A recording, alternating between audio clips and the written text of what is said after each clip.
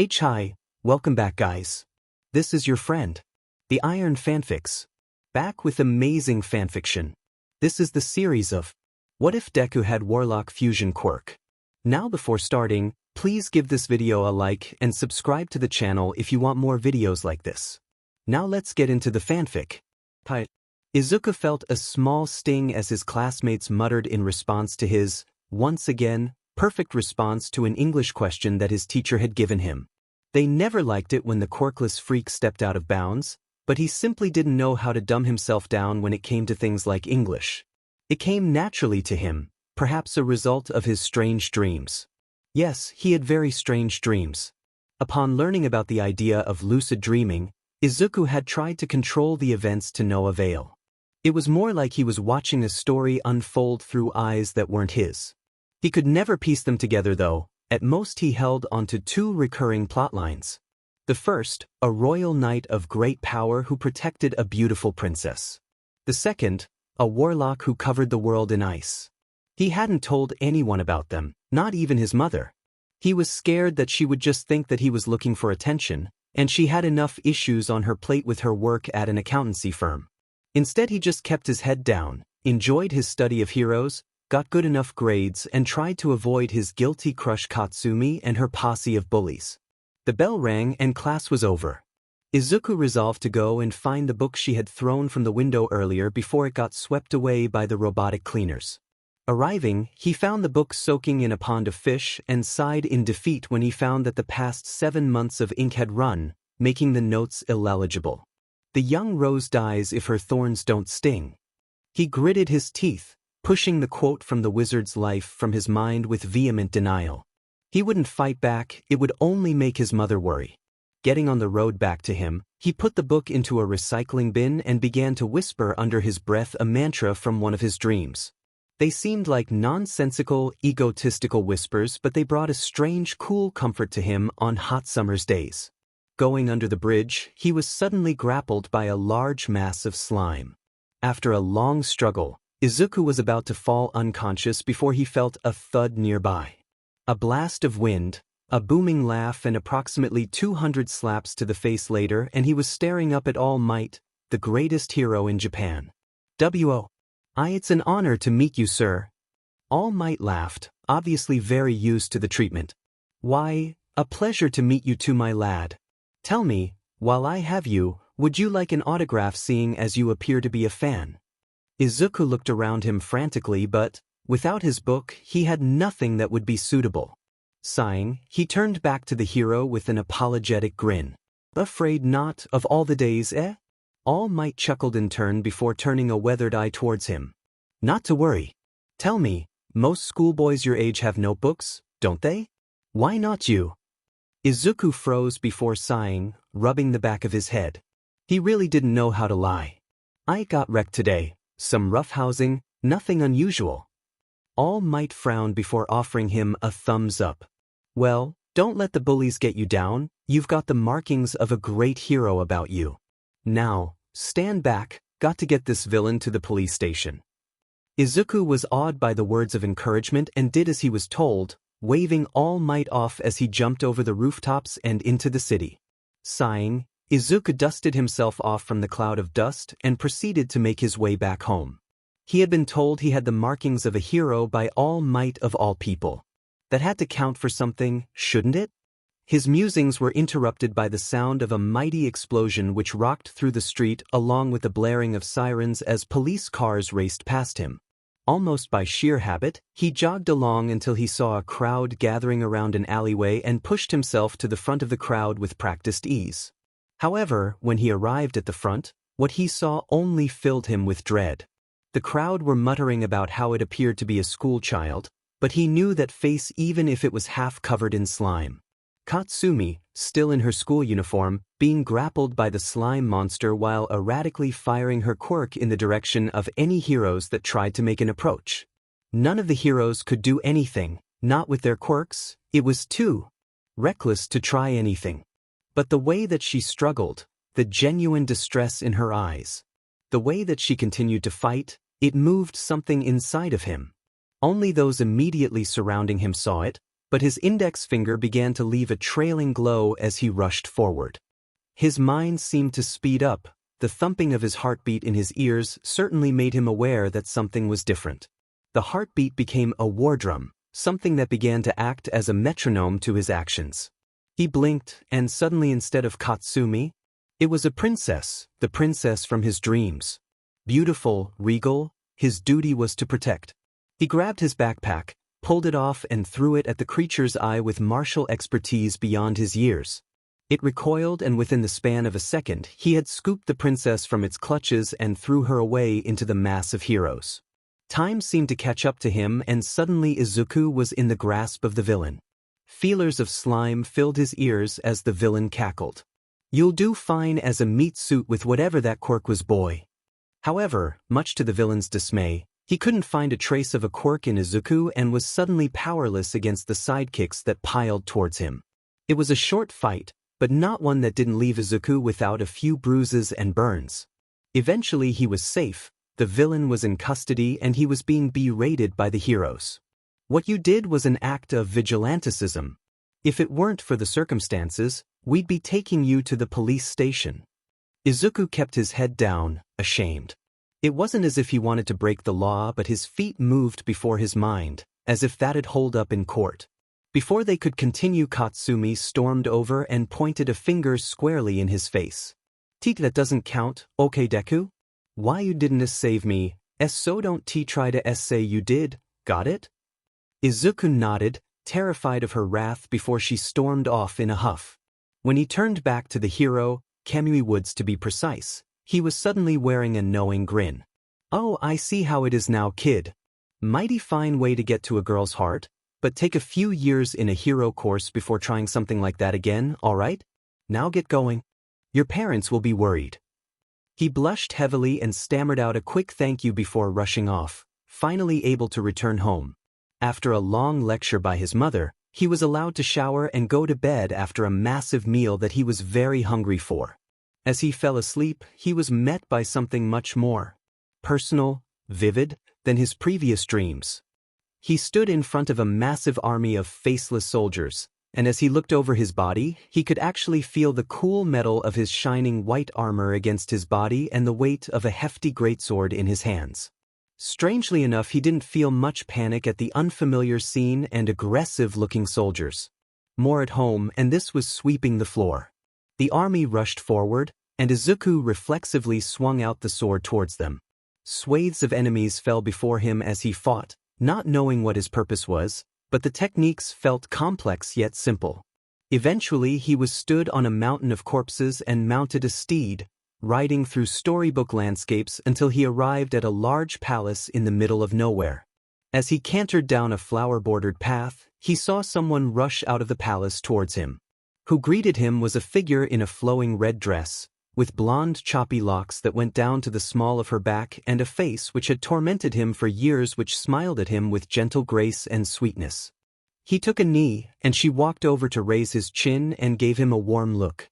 It was just as she dipped low to kiss him on his forehead when he awoke in a cold sweat. Normally the dreams would be mostly forgotten within minutes, minus a few commonalities, but it was all too clear as he lay in bed.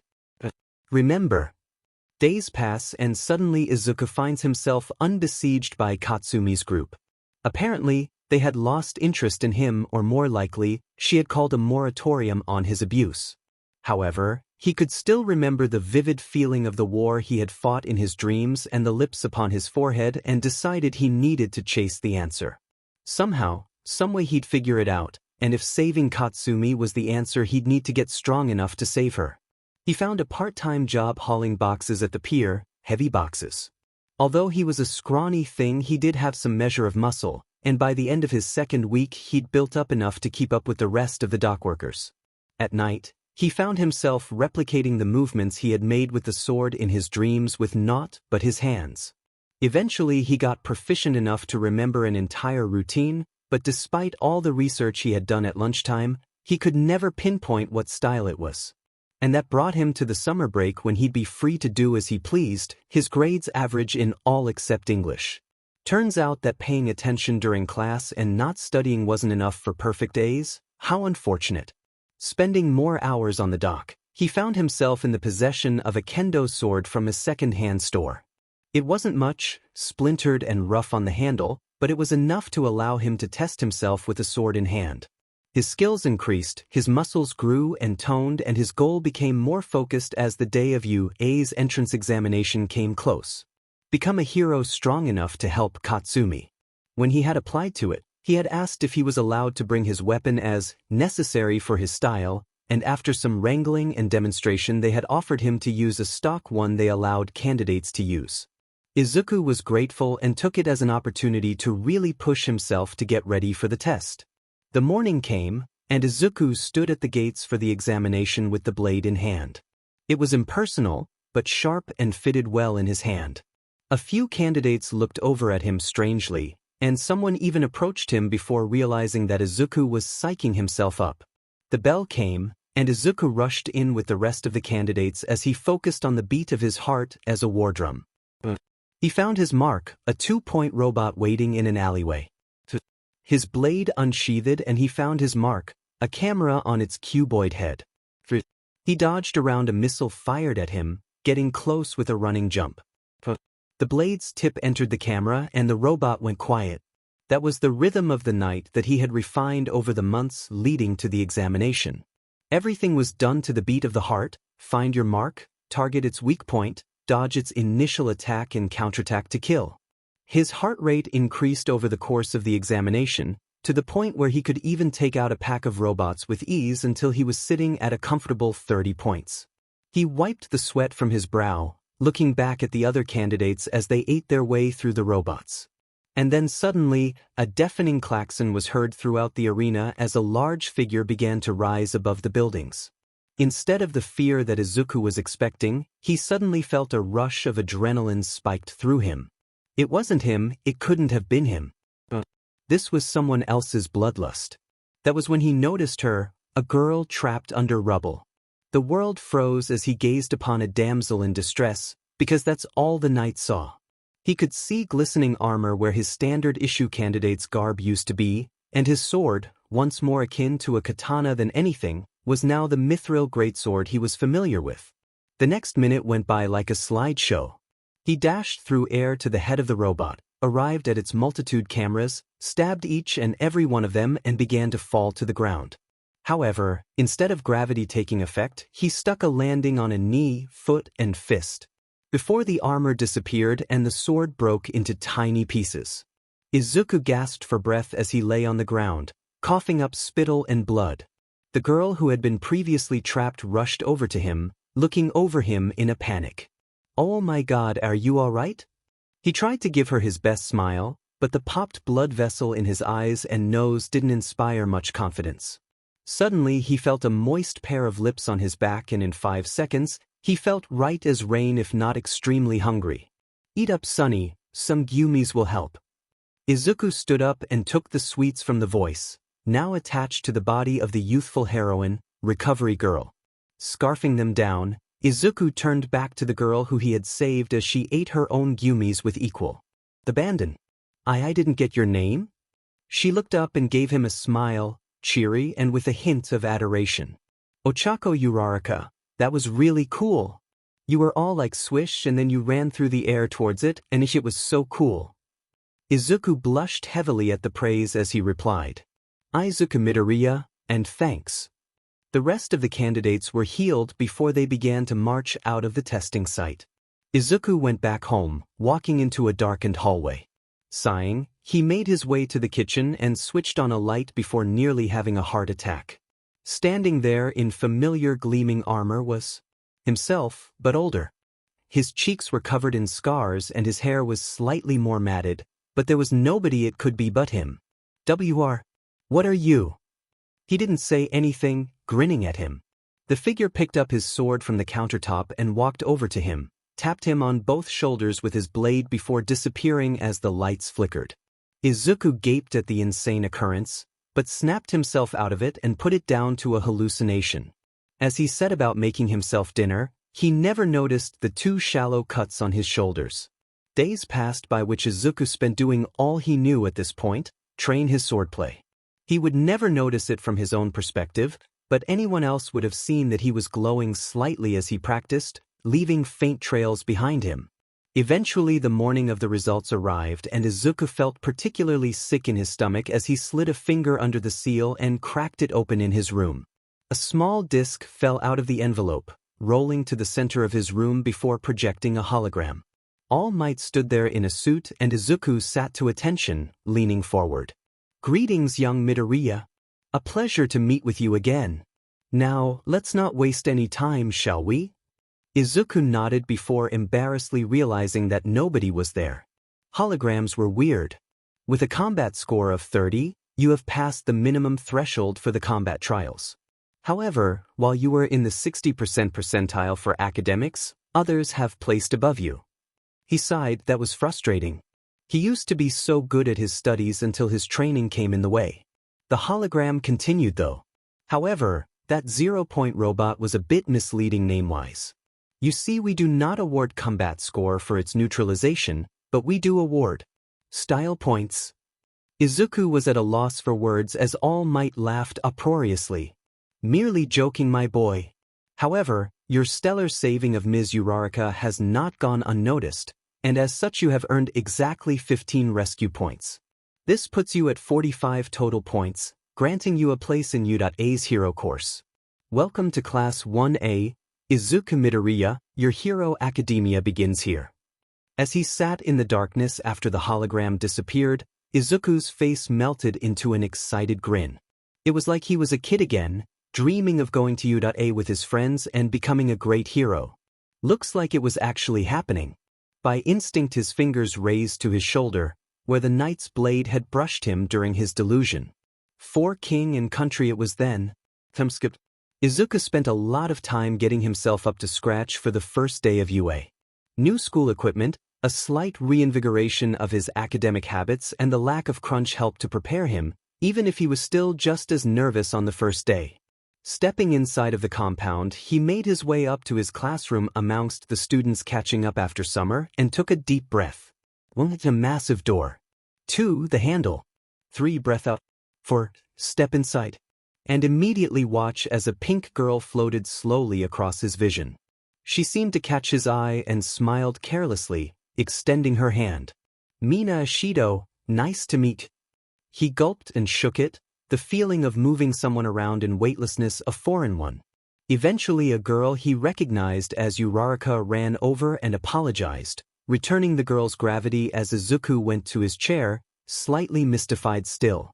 That was when he noticed who was staring at him in shock as a blue-haired boy ranted next to her desk. "Deku?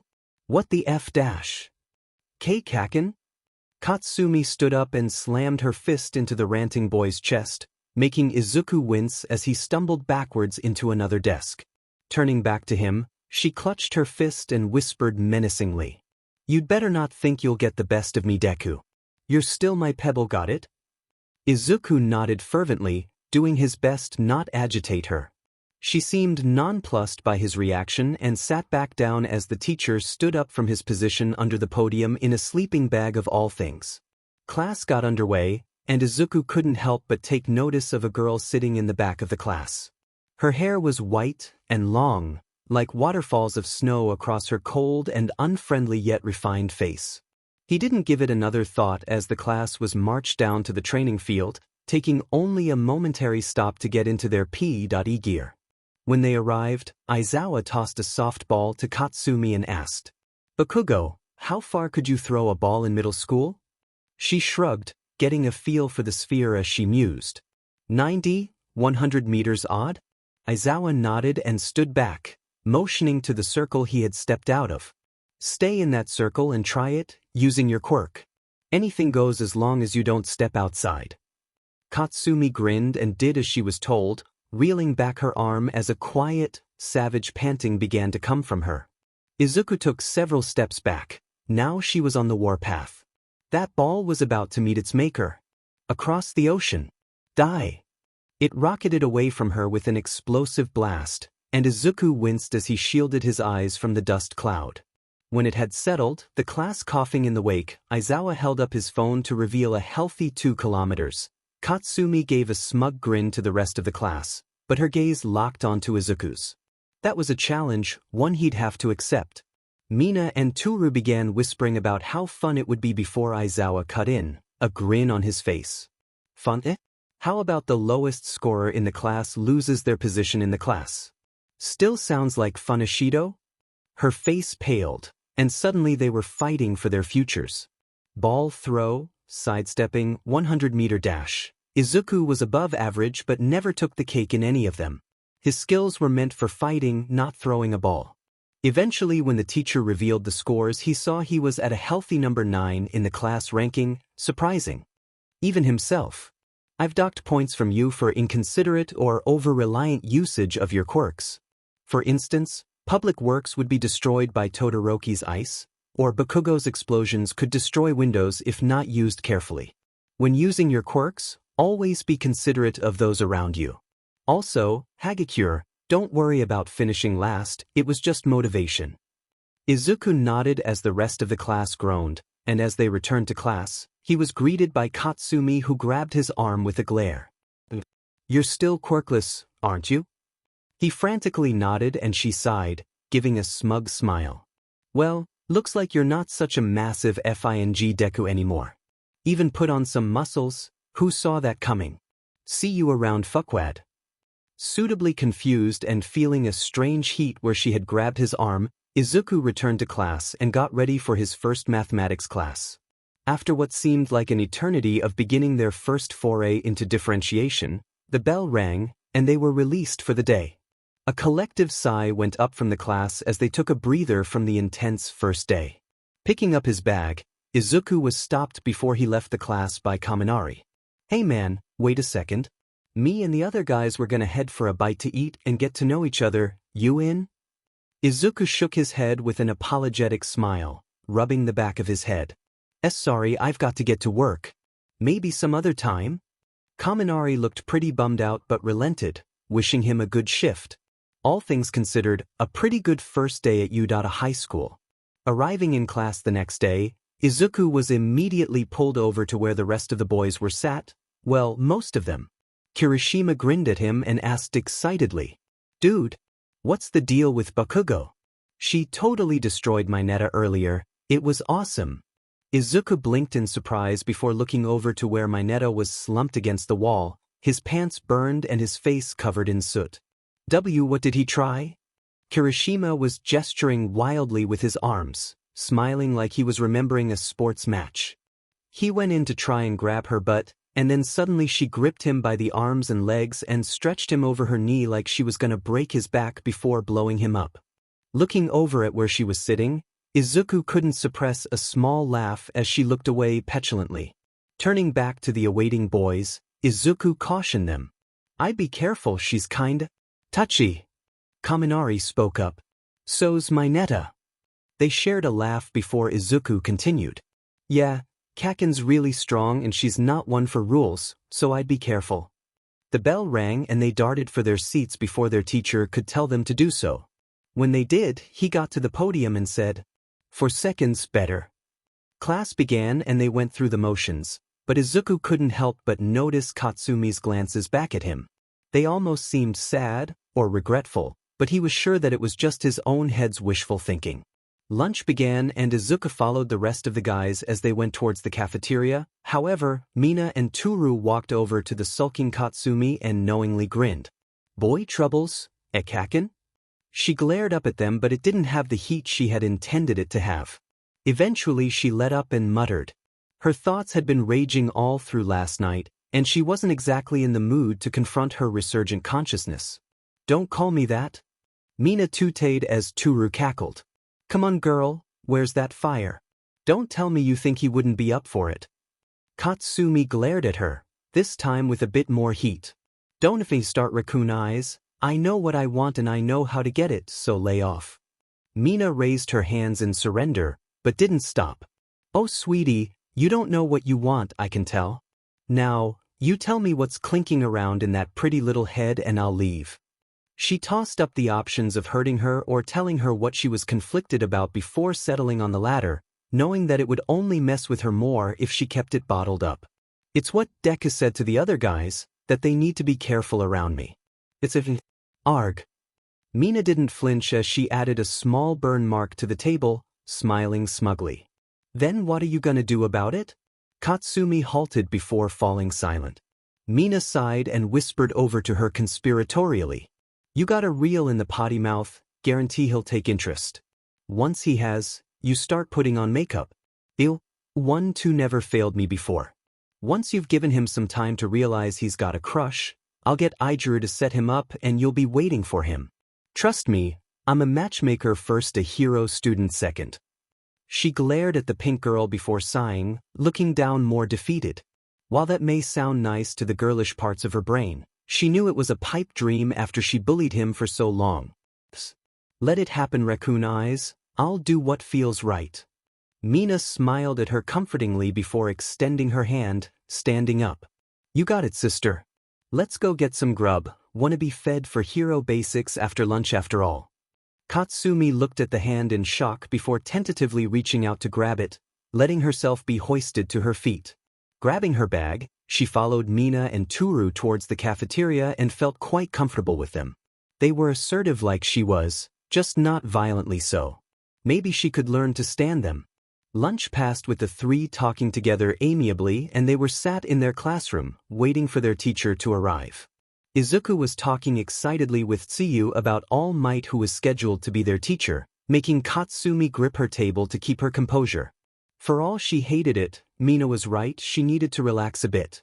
Suddenly, with a loud bang and a laugh, All Might slid through the door. I am here.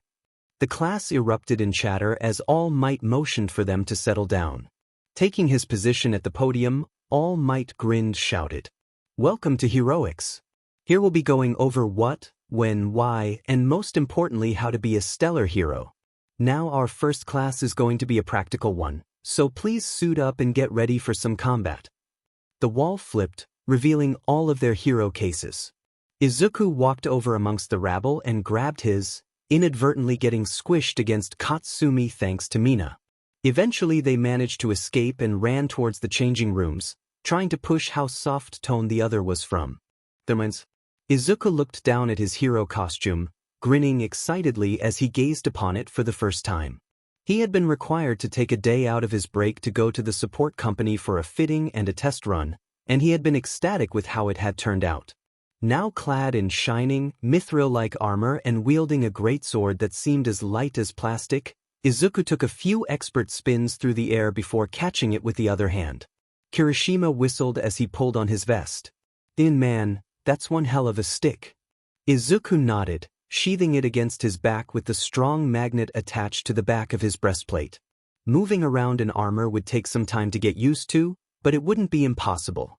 Yeah, the support company seemed to take it as a challenge. Apparently they had a master blacksmith work on it with a bunch of high-tech materials. The other nodded before they walked through the large corridor towards the training ground, meeting the rest of the class. Izuku decidedly looked away from the female contingent as All Might applauded them. You all look like fine young heroes now. Let's get down to business, shall we? Today we're going to be pairing off and going against each other in a target acquisition scenario. Can anybody tell me what the #1 rule of pro-heroism is? Hands shot into the air, Izuku's included, before All Might chose Ida. Sir, the mission and minimizing damage, is it not? All Might shook his head. Situational at best. Young Midoriya? Izuku gripped his hands as he said softly. Minimizing damage to self, civilian, and villain. It is easy to kill any three of those in combat. All Might nodded, surprised by his inclusion of villain. Correct.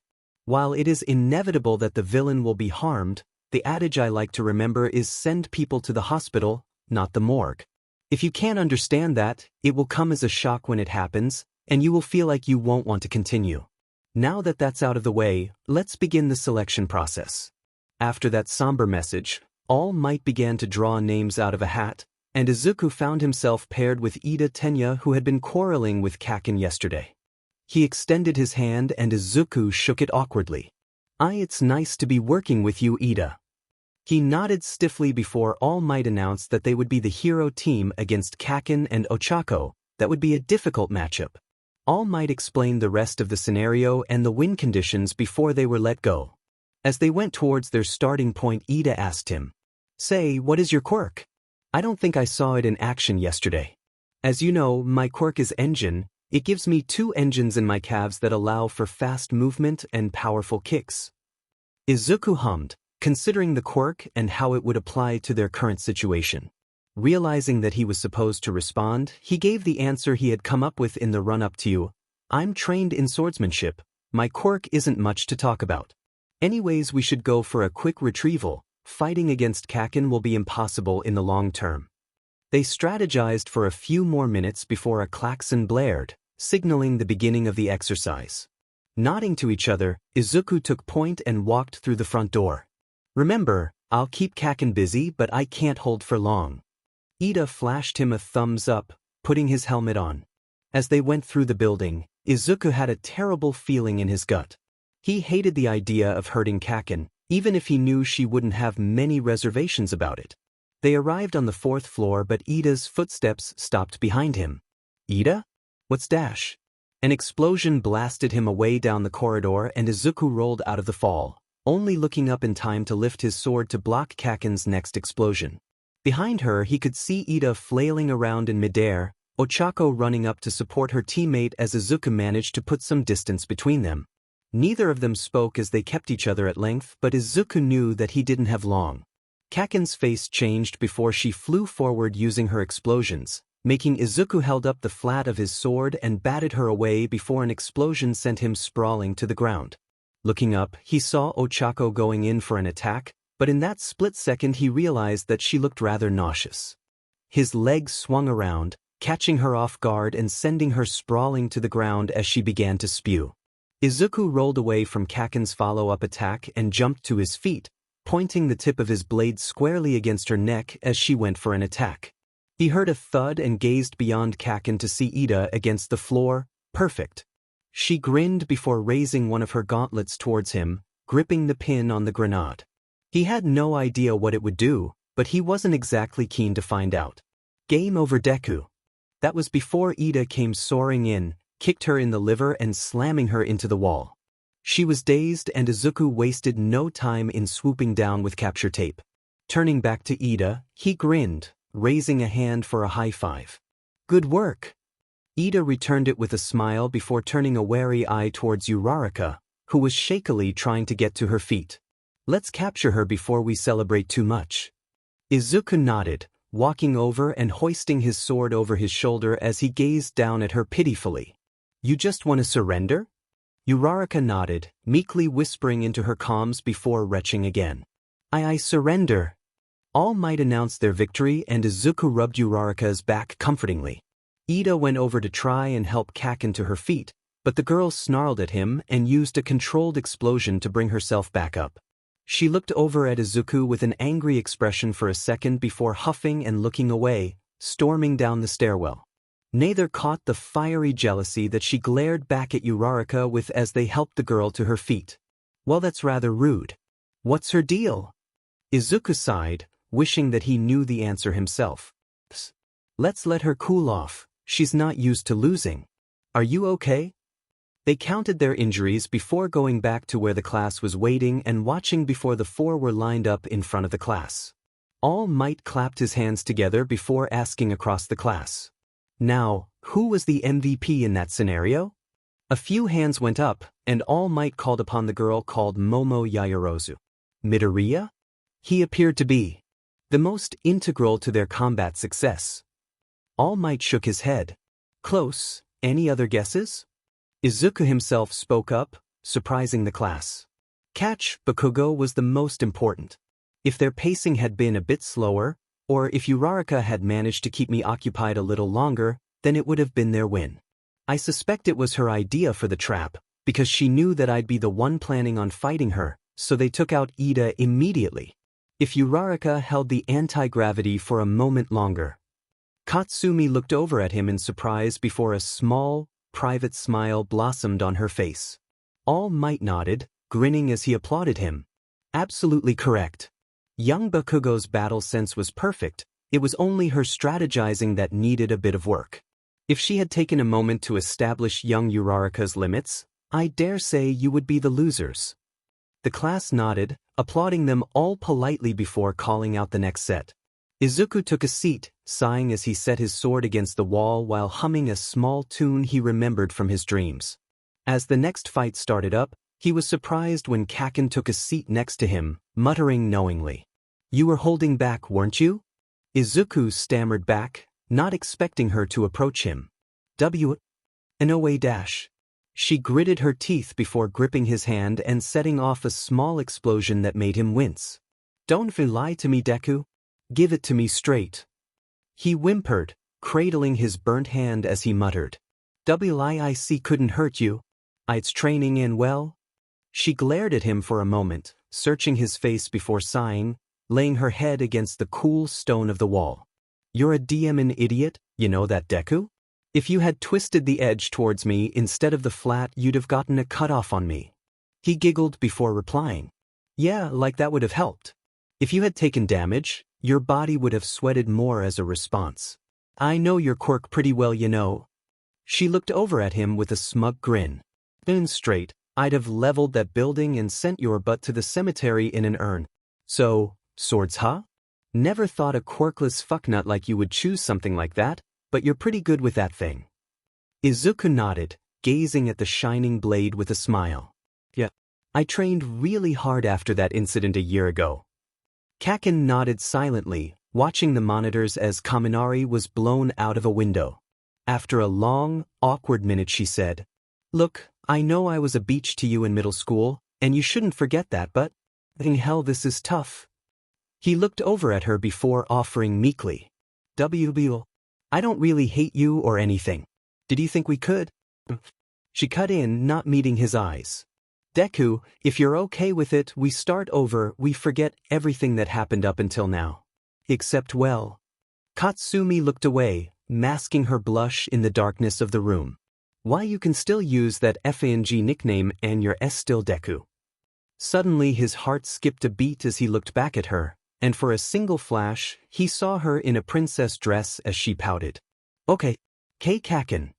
As they talked, neither of them noticed the pair of eyes stare at them from across the room. Izuku listened intently to the conversation surrounding him as the bus carrying 1A trundled along towards the USJ training facility. To his left sat Katsumi, her arms crossed over her chest as she snoozed lightly against his shoulder. Ever since the combat situation they had been pitted against each other in, he had found that she was much more approachable and even, dare he say, friendly towards him. That must have been Mina and Turu's influence. Those three had become pretty close in a short time. Meanwhile, Izuku had found that he got along quite well with the rest of the boys in his class, much more than in middle school. They had discerned by themselves that his quirk was just his swordsmanship, and thankfully they didn't push him on it. That made life much easier for him. Possibly the only people who knew were his teacher and recovery girl after she gave him his compulsory medical exam. And so while he was quieter than the others, they did make an effort to include him in the conversations. The conversation turned to the most powerful people in the class, and Azui spoke up in her usual candid manner. "Well, Karo, in terms of power, I'd say Todoroki is strongest. But I think Bakugo takes the cake for strongest fighter Karo." Her eyes cracked open for a second, scanning over the bus at the mention of her name before huffing and closing them again. Izuku sighed in relief at avoiding another outburst of foul language. If only she were more approachable, I'd hit that in a second. God damn it. A large explosion rocked the bus as Katsumi scrambled to reach the now petrified midget as Izuku held her back. He had to close his eyes to avoid the flashes of the explosions now erupting from her palms. "I'll kill you. Let me at him, god damn it, Deku." He desperately tried to hush her as the class nervously looked back at their teacher in the front, wondering if they had invoked his wrath by awakening him. Thankfully not, and Izuku whispered to her frantically, "Kaken, you'll get detention. Why, you can get him back during next combat trials."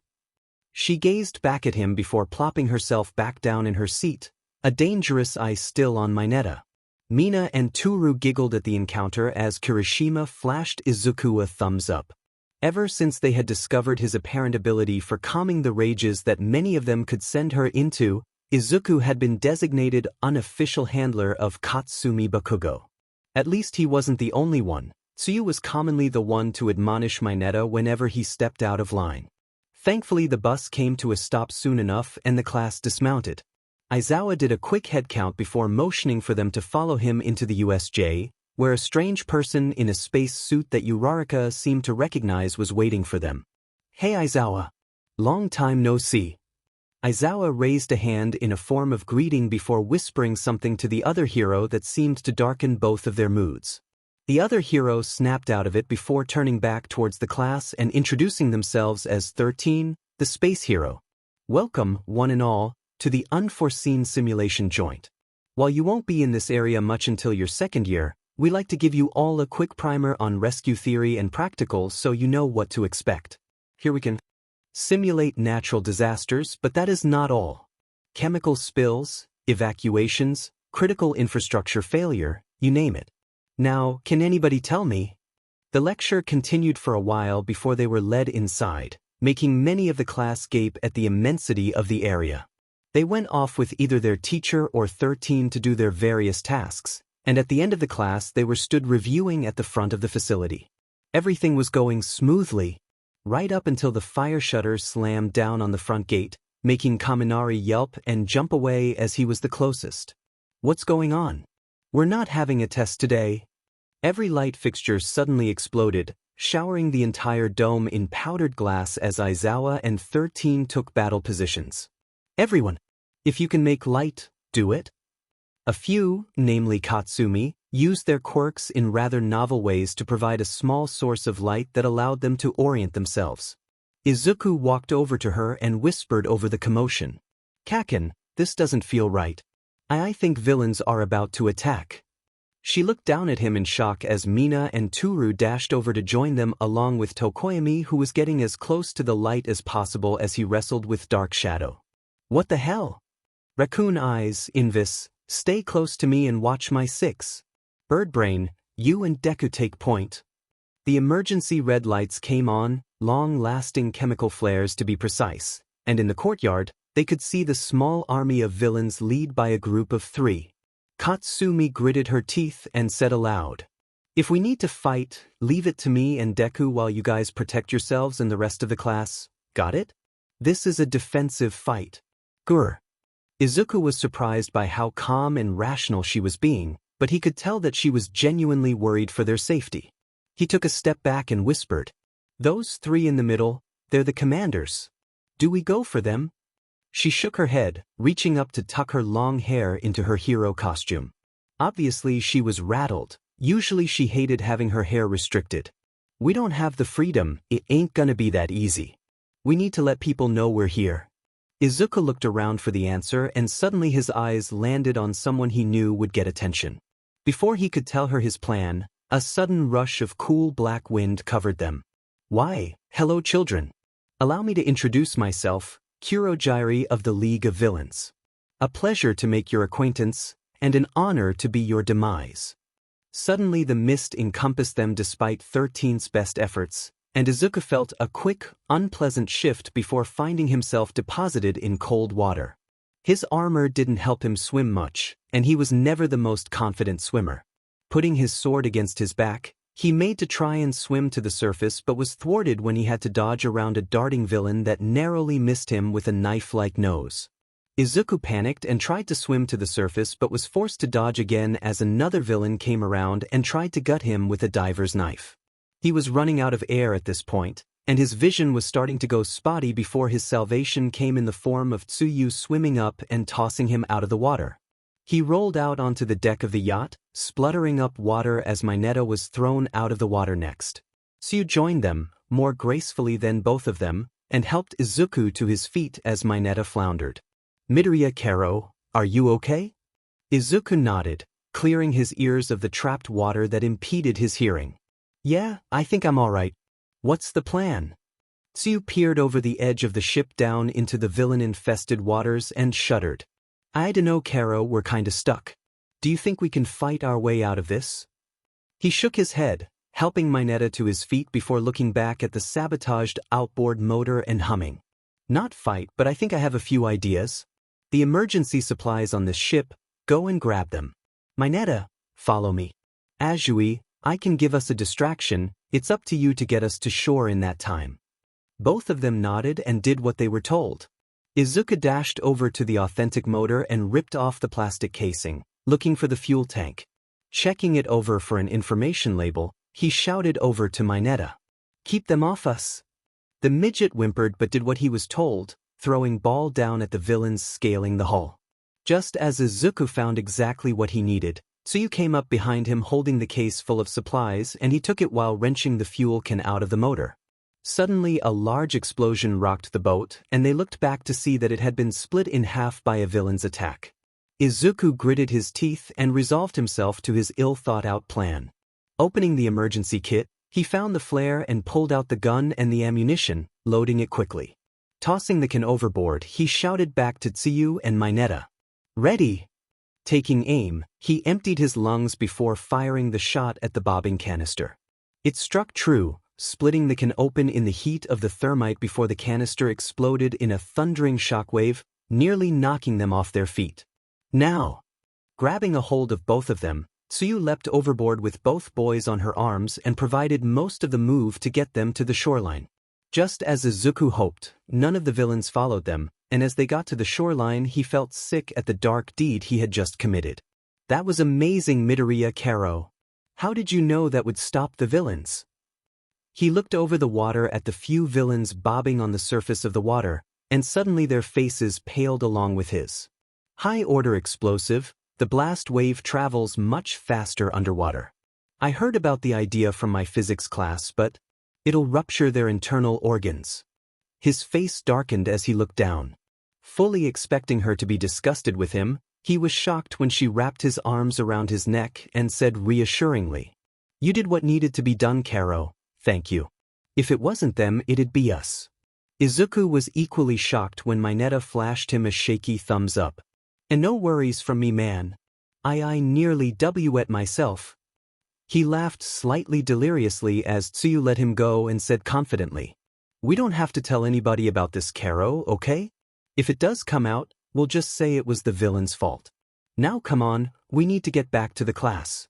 Izuku nodded, standing up and following the two back towards the entrance.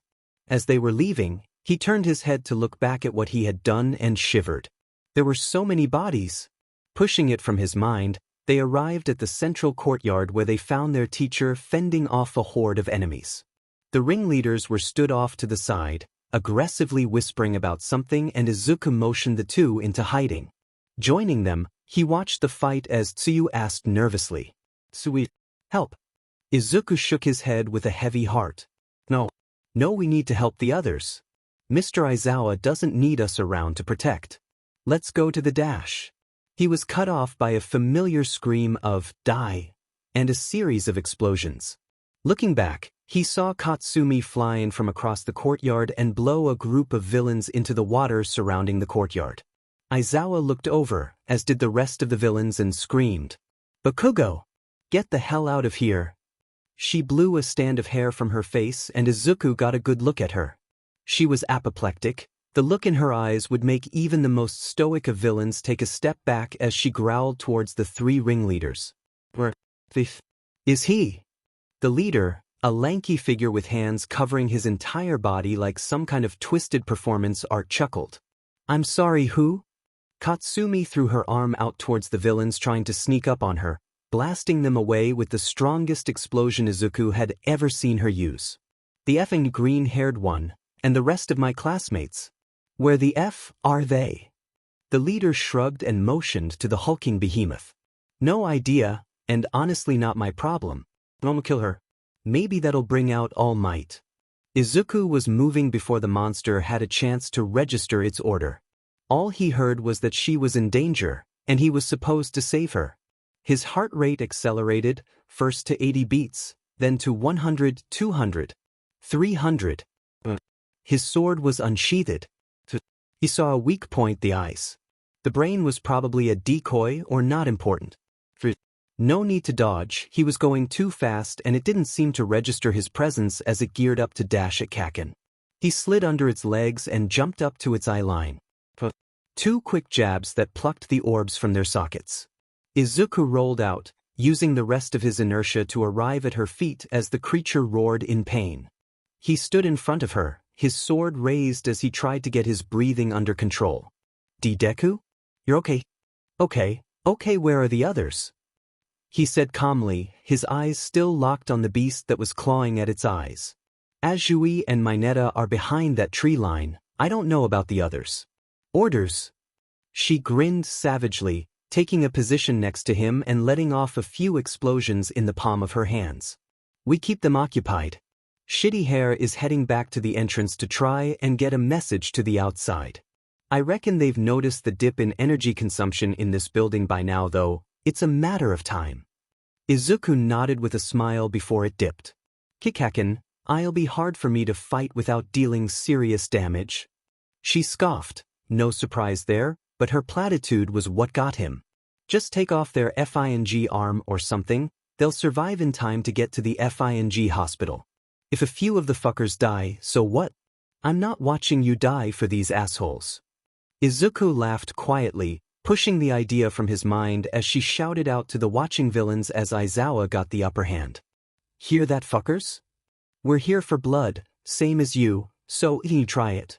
A few of them got spooked by her announcement as the leaders screamed in annoyance. Demenit, shut up. Get the hell out of here before I kill you. I'm only here for All Might, so where is he? Izuku shouted back to him, hoping to take advantage of his angered state. All Might got called away. He had a meeting to attend with the UA staff. If you alert him, you alert the rest of the heroes at UA. Take your people and leave, or you're going to lose more than just a few villains. The leader began scratching his neck, a mixture of screams and frustrated groans emanating from his throat. Izuku took a few steps back, wondering he was going to send that monster after them again. It looked as if it had regenerated its eyes somehow, and he didn't know if he could pull of the same trick twice.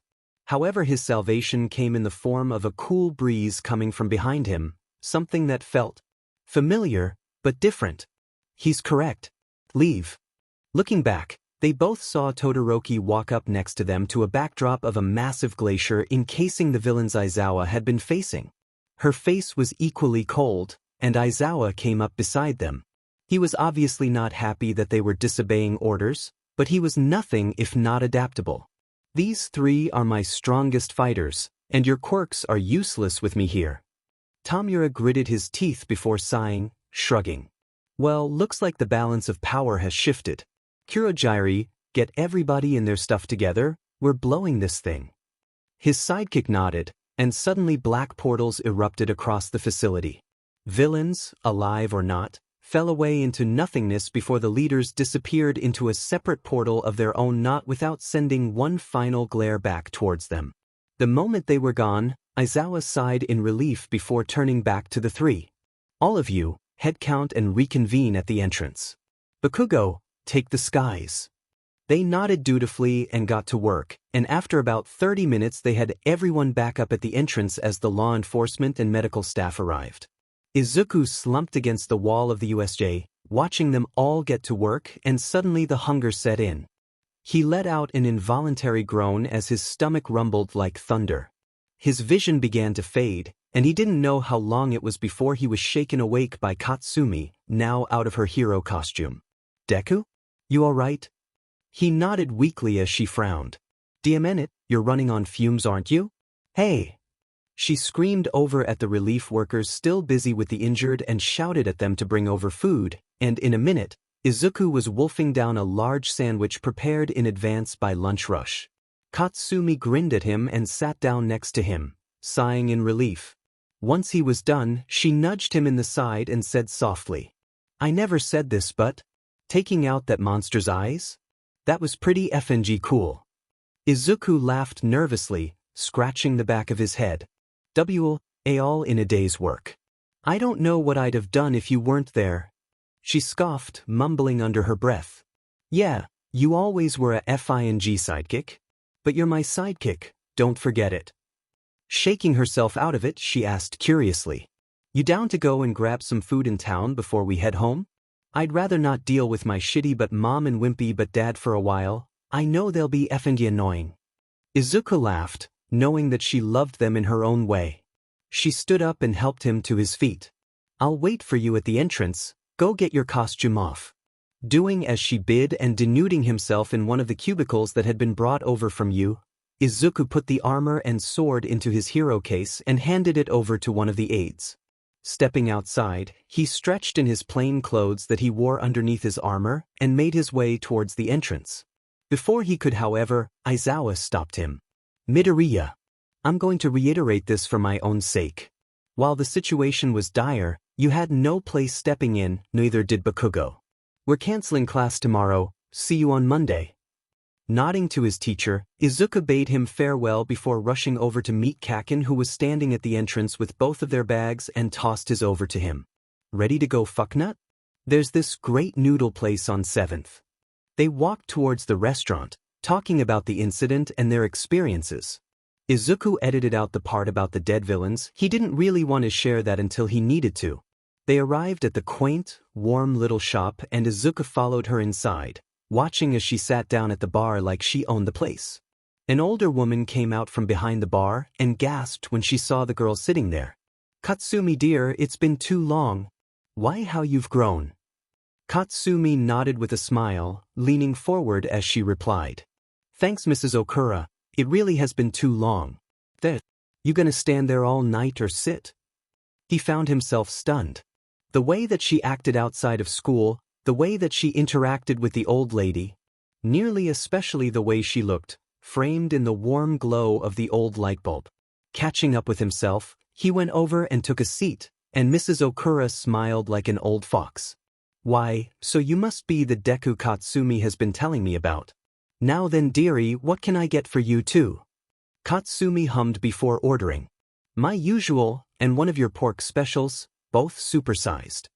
Izuku blinked before looking down at her, confused before she looked back up at him with a self-assured grin. Trust me, you'll love it. Mrs. Okura nodded and went into the back for a while as Katsumi explained. She's one of the best diamond cooks in this city, none of that big chain sheet. Izuku felt a well of excitement bubble up in him at the idea of a good meal, but he was more intrigued by how she knew the old lady so well. Katsumi seemed to catch the question in his eye and sighed, her legs swinging under the bar stool. Caught some FING deadbeats trying to extort protection money out of here and taught them a lesson. Got a free bowl of ramen, turned out I enjoyed it. Anyways, I wanted to ask you about Aunt Inko.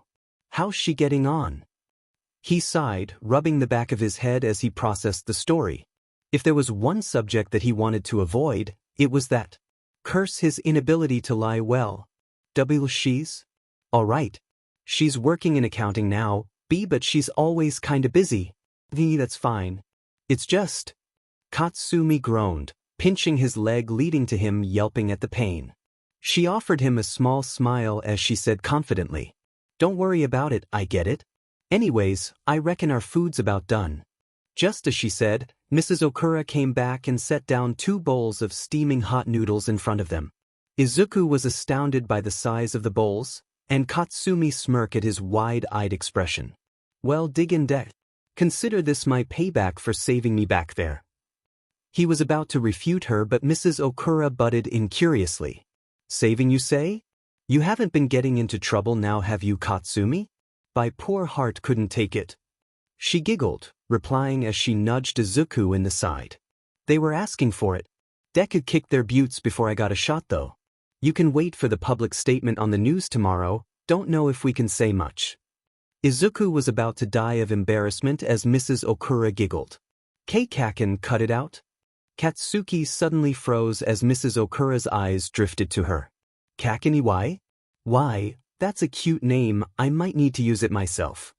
She buried herself in her bowl, slurping up the noodles while hiding her face as Izuku laughed himself. Taking a quick bite of the bowl, he marveled at just how good it tasted and began to follow suit. It was about an hour before they stumbled out into the cool night's air, wincing as a cool breeze rolled over them. Izuku followed her until they reached the turning point for him to return home, and she turned to him. That was fun, Deku. Thanks for the company tonight. I'll see you Monday.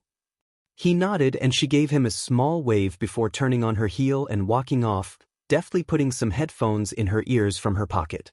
Izuku stood there for a while, watching her go before sighing and turning to go back home. That was the longest he had been with her in so long. It was hard to connect the girl who bullied him with the rough, yet endearing girl he had been with tonight. Returning home, he found that the lights were off and his mother's shoes were at the door. Taking that as his cue to stay silent, he went to his bed and slid under the covers and sighing in comfort as the pressure was taken off his weary bones. Today was stressful enough. He could do with a relaxed dream this time. It didn't take long for him to fall asleep, and sure enough, he found himself dreaming of another world. Tonight, he sat across from a sleeping girl in a jail cell and he looked down at his clothes. They were rags, and his thin arms were adorned with iron chains. This must be the Warlock's life, from when he was young. It was a tragic time, and not one he enjoyed visiting much. The screams from the torture chamber made him flinch. This was a terrible place. That was when he noticed that the sleeping girl was tossing in her sleep, the light clink of her chains alerting him. Upon closer inspection, he saw that she was breathing heavily, and a light sheen of sweat adorned her forehead. He felt sorry for her. It must have been a fever. While he would usually try and wake her up, his instinct was telling him to do something else. Miraculous. His hand lifted, and his index finger pointed out towards her. Mutters seemed to be pulled from his throat as his finger danced through the air, a trail of light lingering where it passed through. Eyes of the great spider, see your blight. The young and the old fear you. Must you take another? I beg of you, bring unto this weary soul your blight and grant theirs respite. Sacrifice. Suddenly a bile rose in his throat, and he turned his head to the side as he coughed up the vile acid in his stomach. He groaned in pain before looking back over to the girl and sighing in relief. She had calmed down. A set of heavy footsteps came towards their cell, and with the clang of the door opening, Izuku woke up. The next few days went by uneventfully. A few of the guys in his class texted him, asking if he was okay, to which he replied that he was and thanked them for his concern. No, instead he focused on the feeling of casting magic. So far all he had managed to achieve was a glow from his finger which gave him a warm feeling in his chest. A few chants he had memorized hadn't yielded any results bar a weak gust of wind, disheartening him slightly. Nevertheless, he soldiered through until it was Monday again, and he found himself sitting in front of a rather haggard-looking Aizawa. All right everyone, we're deciding to put you all on the sports festival timetable sooner than we thought. This'll increase the amount of time you're spending in basic hero training, so pay attention and work hard. Yaoyorozu, hand him out. The class president cleared her throat and nodded, standing up and taking the stack from the teacher and handing them out to the rest of the class. Izuku looked over the revised timetable and balked, an extra 5 PRDS of hero training per week. The sports festival was held in October, so it would be 5 weeks of this new schedule. Ida seemed to put his concerns into words verbatim. Sir, these timetables will severely limit our development in other classes. Aizawa grinned savagely, his eyes narrowing on the boy. Well then, it will be up to you to make up the difference. The hero course gives the homeroom teacher autonomy in the classroom, and I've decided this will be the best for your development. Get your chemistry books out. They did so and class got underway. The double PRD of basic hero training was brutal, with all might making them spar amongst each other. As they stumbled out of the classroom, the final bell ringing, Izuku found his eyes drifting towards Todoroki. She had been taking glances at him and Bakugo the entire day. He had assumed it was due to the USJ incident, but he couldn't be sure. Whatever it was, he didn't approach her about it, mostly because Kaken had already popped her lid at the apathetic girl in one hell of a display. The week passed and Izuku found himself at the end of Friday, utterly wiped out as his forehead hit the desk. He took a minute to dread the coming months before looking back up to see Mina and Toru begging Kaken for help with their studies. Please Kat, we're seriously going to flunk if we don't pick our grades up. Katsumi growled and replied venomously. That's my problem? And I told you raccoon eyes, don't call me that. Mina began to look desperate before Toru seemed to notice Izuku staring at them and what little body language he could garner from her turned mischievous. Well, I guess we'll have to ask Midori for help, Mina? How about it Midori? We can make it worth your while. Her obvious innuendo made Katsumi even angrier, but it was stymied when Izuku sheepishly admitted, Sorry, I could probably do with some help myself if I'm honest." Katsumi looked back in shock as she asked, "You're effing struggling, Deku? I thought you had your sheet together?" He laughed nervously, remembering the 65% he had gotten on the last maths test. I.e. not been getting much studying done with the new timetable? Sorry, Kaken. Her face softened as she replied, her tone somewhere between admonishment and endearment. "Don't worry about it, Deku. Hey, you free tomorrow? I'll help you out. You remember where my place is, right?" Mina's face grew to match her companion's as she said conspiratorially, "Well, guess Kat's going to be busy with him. We'll just ask Yamamo instead. Enjoy your date, you two." Katsumi flashed her an ugly snarl as Izuku tried to calm his blush. This wasn't a date, it was just two friends studying together, right? A part of him hoped that wasn't the case, a part that Minato would be proud of. Izuku felt particularly small as he sat in Katsumi's room, waiting as she raked out her studying material. He had arrived at 7 and was particularly tired, but apparently the Bakugo household was awake by 6 in the morning. Katsumi sat back down across from him, a low table between them, and pushed her hair behind her ear as she began. "All right, Deku, we're starting on maths. We'll confirm everything by midday and I'll test you verbally to make sure you've internalized it. Afterwards we'll just relax and make sure that we're not missing anything through discussion." He was surprised at just how comfortable she seemed in the role, but nodded silently before bringing out his books. Setting them down in front of himself, Katsumi tapped a page on her own book and muttered, "All right, page 102, complete that worksheet. I need to know your main issues. Full working, go." 20 minutes passed with naught but the scratching of a pencil across paper, Katsumi's eyes surveying his sheet silently with an unknown emotion, until he finished and she took it without a word and looked over it. Izuku felt squeamish as she frowned before she burned the sheet in her hand with an explosion. "You're making the connections, it's just you don't have a good grasp of working with the functions. Alright, I guess our best bet is to just throw as many scenarios at you as possible." Izuku nodded before she grinned and replied, "What's with the silent treatment, Deku? Cat got your tongue?" He laughed nervously, rubbing the back of his head before replying, I've never really studied with anyone before, An. It's been a WL since we've talked like this." Katsumi blinked in surprise before smirking, grabbing a can from the small fridge in her room and tossing it over to him. He turned it over to see that it was his favorite brand of soda, tea. She grabbed her own drink and replied, "No sheet, I was pretty surprised. When I heard you had issues in class. Guess I can't call you nerd anymore. Anyways, it's not like you're dumb, you're just not studying enough. We'll fix that in an hour or two.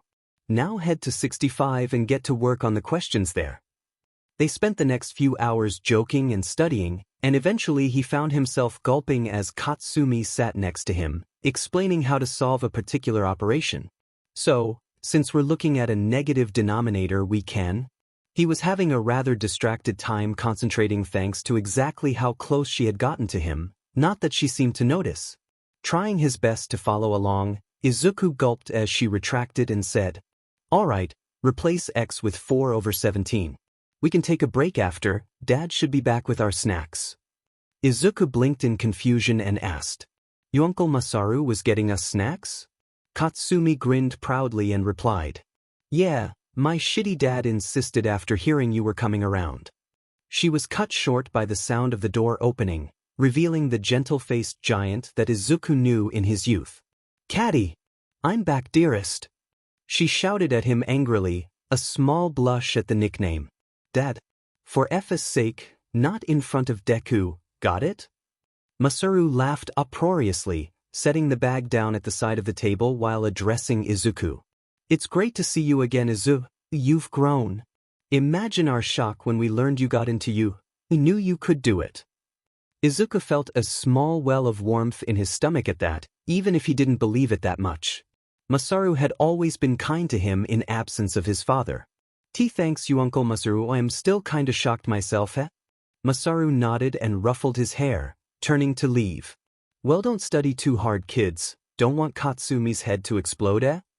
She tossed the empty can at the back of his head, But Masaru only laughed as he left, leaving an irate Katsumi and an amused Izuku. Shitty dad, who the F does he think he is? Izuku did his best to defend the man's honor, despite the death sentence attached. He's probably just in a good mood. Don't be so hard on him. K-Caddy. PFF. Her eyes turned onto him with a vicious glare that morphed from livid to mischievous in a few seconds. Grabbing a can of soda from the shopping bag her father had left, she hovered it in front of her face as she said, "Call me that again, Deku, and someone's getting sprayed. Now, you gonna finish that problem or are you going to have to get sticky?" Izuku laughed, feeling particularly playful as he swiped for the can helplessly. "Come on, Kakin, I'm thirsty." She let out a tinkling laugh in turn, moving the can in wide sweeping motions to keep it out of reach. After a few seconds Izuku gave up, his laughter turning into chuckles as he quickly handled the problem as Katsumi watched with hidden pride. Plopping herself down opposite him, she seemed to forget what had happened a few seconds earlier as she tossed one of the extra cans over to Izuku and made to open her own. To conquering integration. What happened was the equivalent of a soda Yellowstone. Izuku watched in slight fear as she sat there, silently gazing down at the can with her hair dripping the sticky soda. Kakin? She sighed, almost as if defeated, and said quietly, "I'm gonna grab a towel, enjoy your soda." Without a word, she got up and dashed out of the room. Izuku looked over at her worriedly. She seemed genuinely bothered by what had happened. Normally she'd have just screamed and exploded the can, probably evaporating the soda in its delicious tracks. What he didn't see was Katsumi burying her face in her hands, slumping against the wall as she dealt with her own mortification. That was so dumb. How the hell was she supposed to be taken seriously by Deku now? She never noticed it, but her mother, who had come over to inspect the commotion, did, and rushed over in worry. "Cat? Honey, what's wrong? Oh God, you smell like a candy store. What happened?" Katsumi instinctually crushed the can in her hand, and her mother began to giggle, much to her daughter's chagrin. Sweetie, don't tell me you're embarrassed because you F'd up in front of your boyfriend?" She let off a small explosion, vaporizing the can as she screamed. "He's not my boyfriend." Suddenly the house seemed quite silent for a long moment before a shout came from inside Katsumi's room. Her embarrassment forgotten, she dashed into the room to see Deku sitting there, covered in soda himself, looking slightly mortified. "Deku? What these? Dad?" Masaru's diabolical laughter rang throughout the house, and Mitsuki looked between the two children before a quiet, foreboding smile crept onto her face.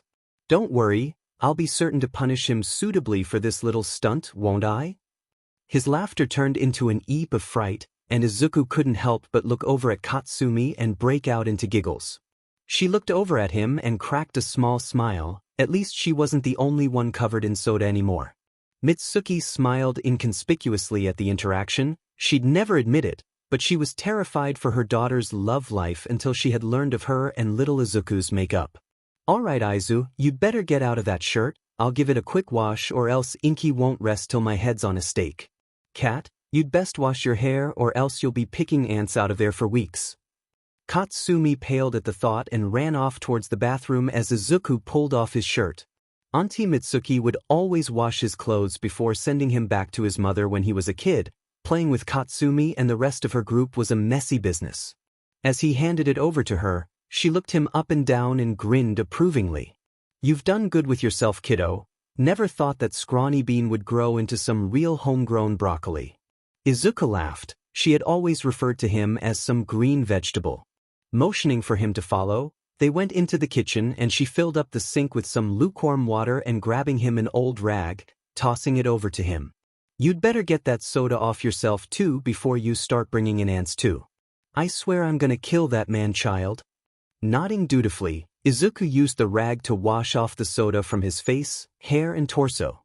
Just as he was finishing, he heard a scream coming from the bathroom along with a crash.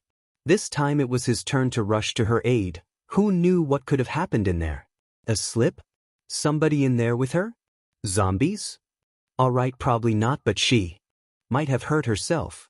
Wrenching the door open, Izuku was surprised by a missile of small blonde running into him and wrapping her arms around his naked torso. Thankfully she appeared to have a towel on, but Izuku was more worried about what had frightened her. Kaken? What's going on? Her voice was imperceptibly quiet, almost as if her fear could hear her.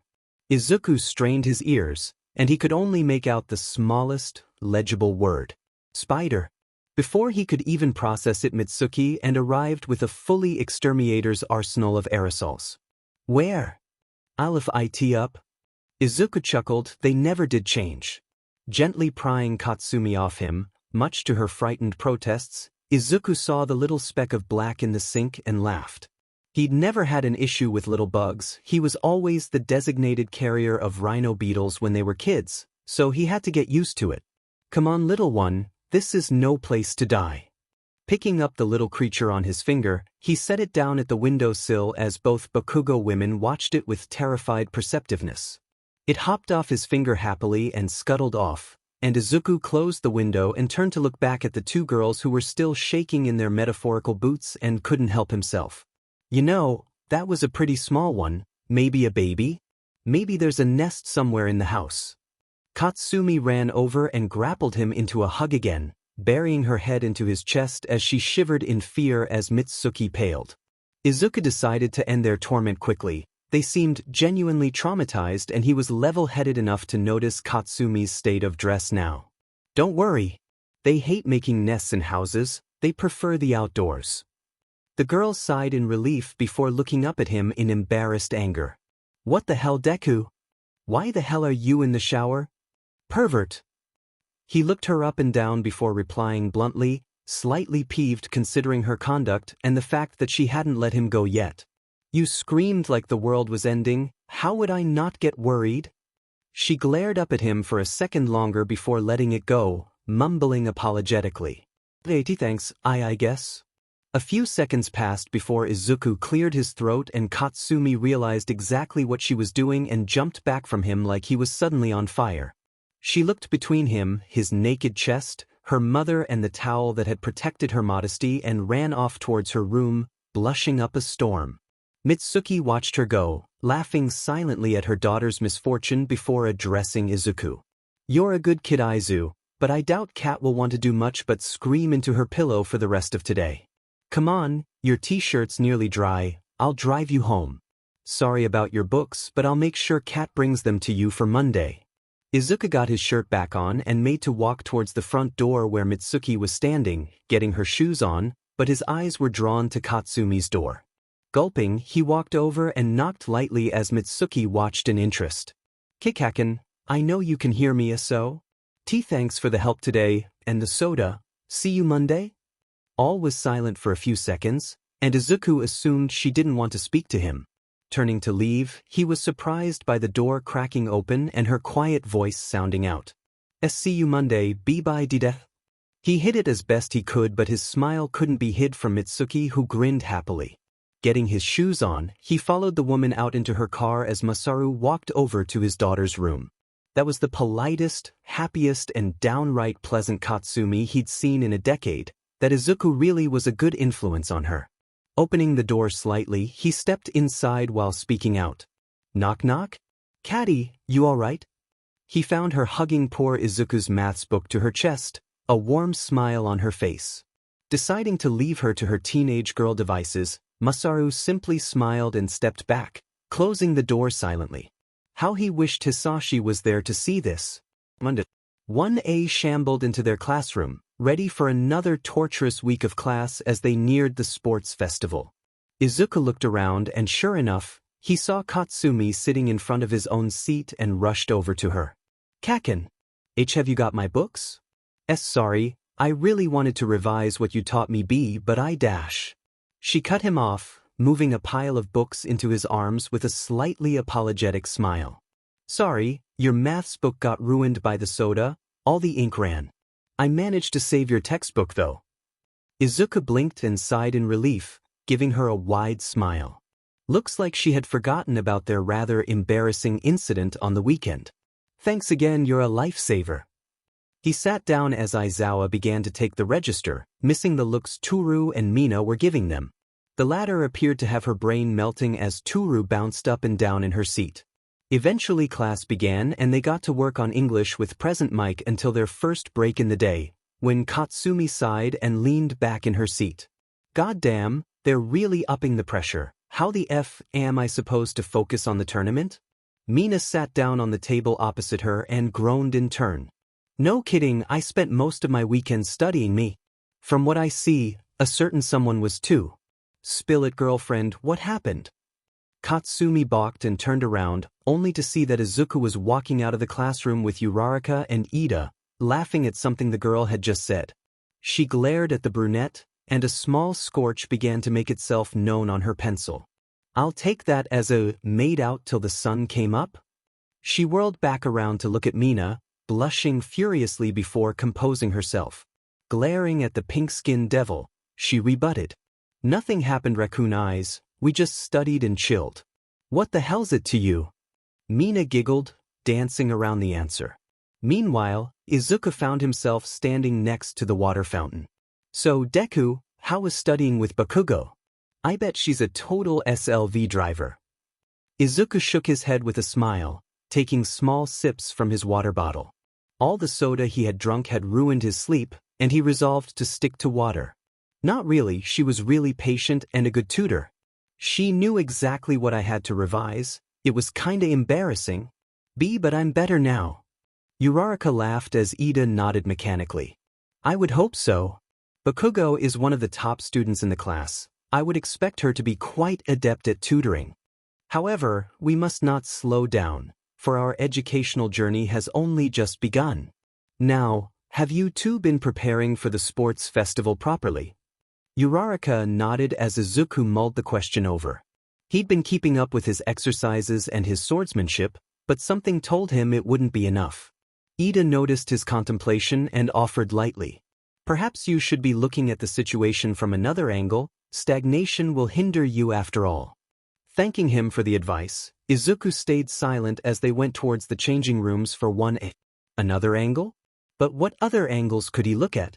He remembered the feeling of magic in his earlier dreams, but it wasn't really much to go on. Maybe his mantras? He'd not really recited them since he'd come to UA. Getting into his BGMI clothes and grabbing his sword, Izuku went out to the training grounds for PE with Ida. They were there first, but punctuality was always looked well upon by the teachers, and Ida wouldn't accept anything but the best. As the other two took a seat on the bleachers, Izuku decided to get started already. Ever since their new timetable had come in, PE had mostly been self-study anyways, and he'd taken the opportunity to work on his fighting style. It was still patchwork, taking from his memories of the night, and he'd need to fill the gaps. Leveling his stance, Izuku began to go through the motions, going from one swing to the next while trying to figure out where his openings were. Somewhere into his fourth routine, he began to mutter to himself, not aware of what he was saying in Old English. I reject understanding, I seek perfection. How despicable. Life gathers, undulating, wreaking its display, the horror of its procreation.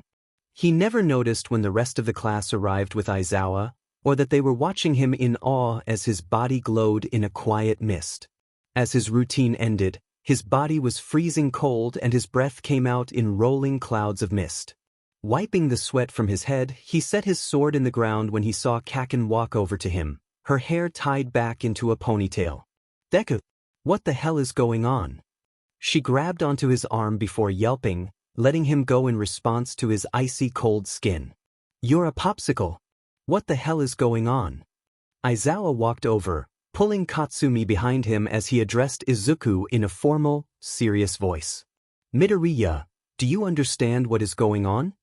Izuku looked down at his hands, and how the hot air hitting him turned to condensation against him, shaking his head. No, I was just practicing before dash. Suddenly he collapsed forwards, and was caught by Aizawa's capture tape which lowered him to the ground gently. Everyone stand back. Todoroki, get over here. The girl jogged forwards, kneeling down and putting her hand against his head and frowning. She had never been the loudest person, and that worked to Aizawa's advantage at keeping the class calm as she said to him in barely more than a whisper. Hypothermia, somehow he's below freezing but he's alive. I'll warm him up. Aizawa nodded before turning back to the terrified Katsumi, giving her a command. Bakugo, use your quirk and go get Recovery Girl, tell her it's hypothermia.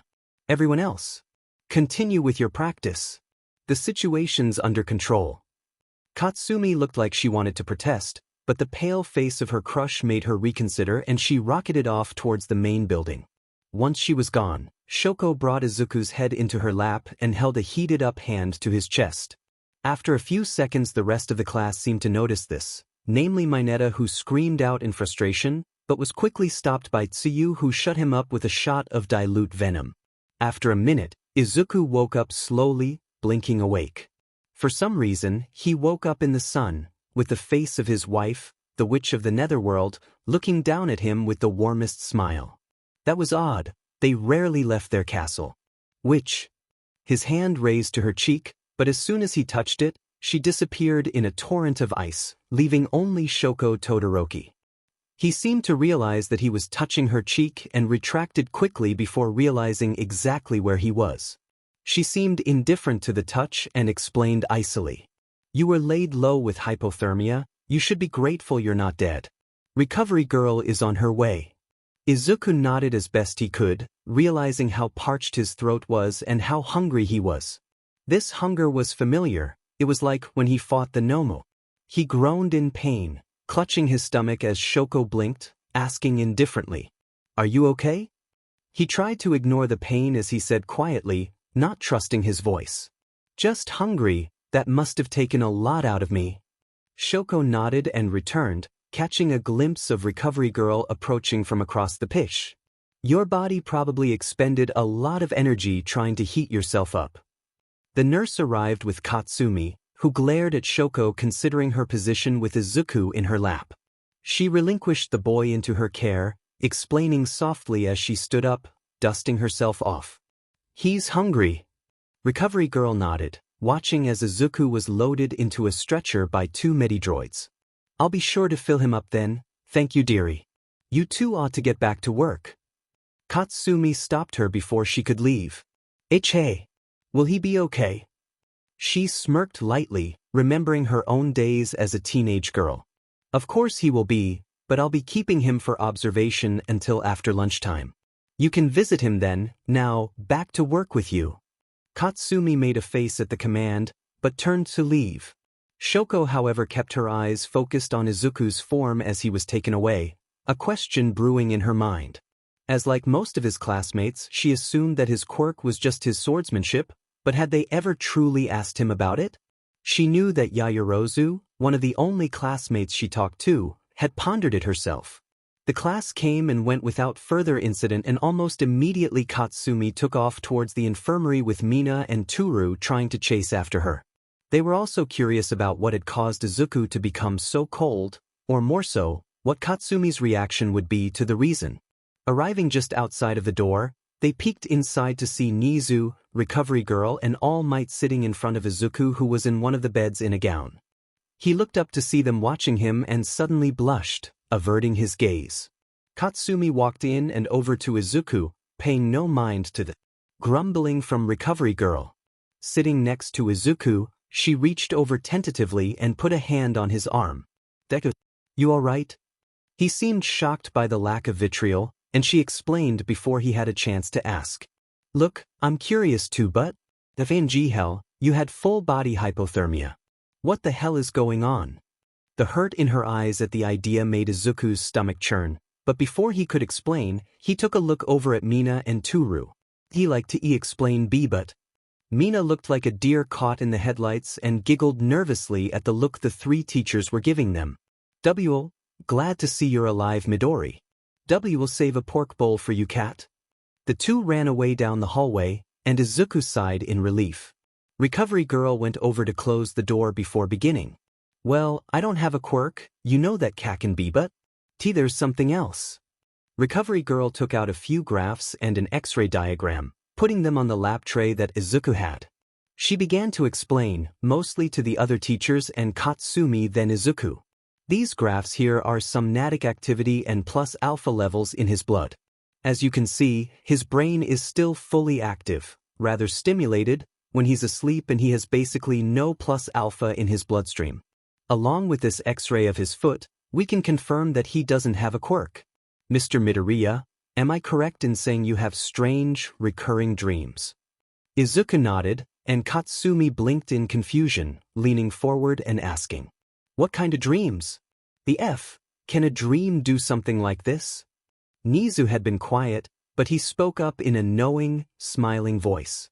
"You see, Ms. Bakugo, when the mind truly believes something is happening, it can affect the body positively or adversely. For example, if he believed he was drowning, his lungs would stop functioning.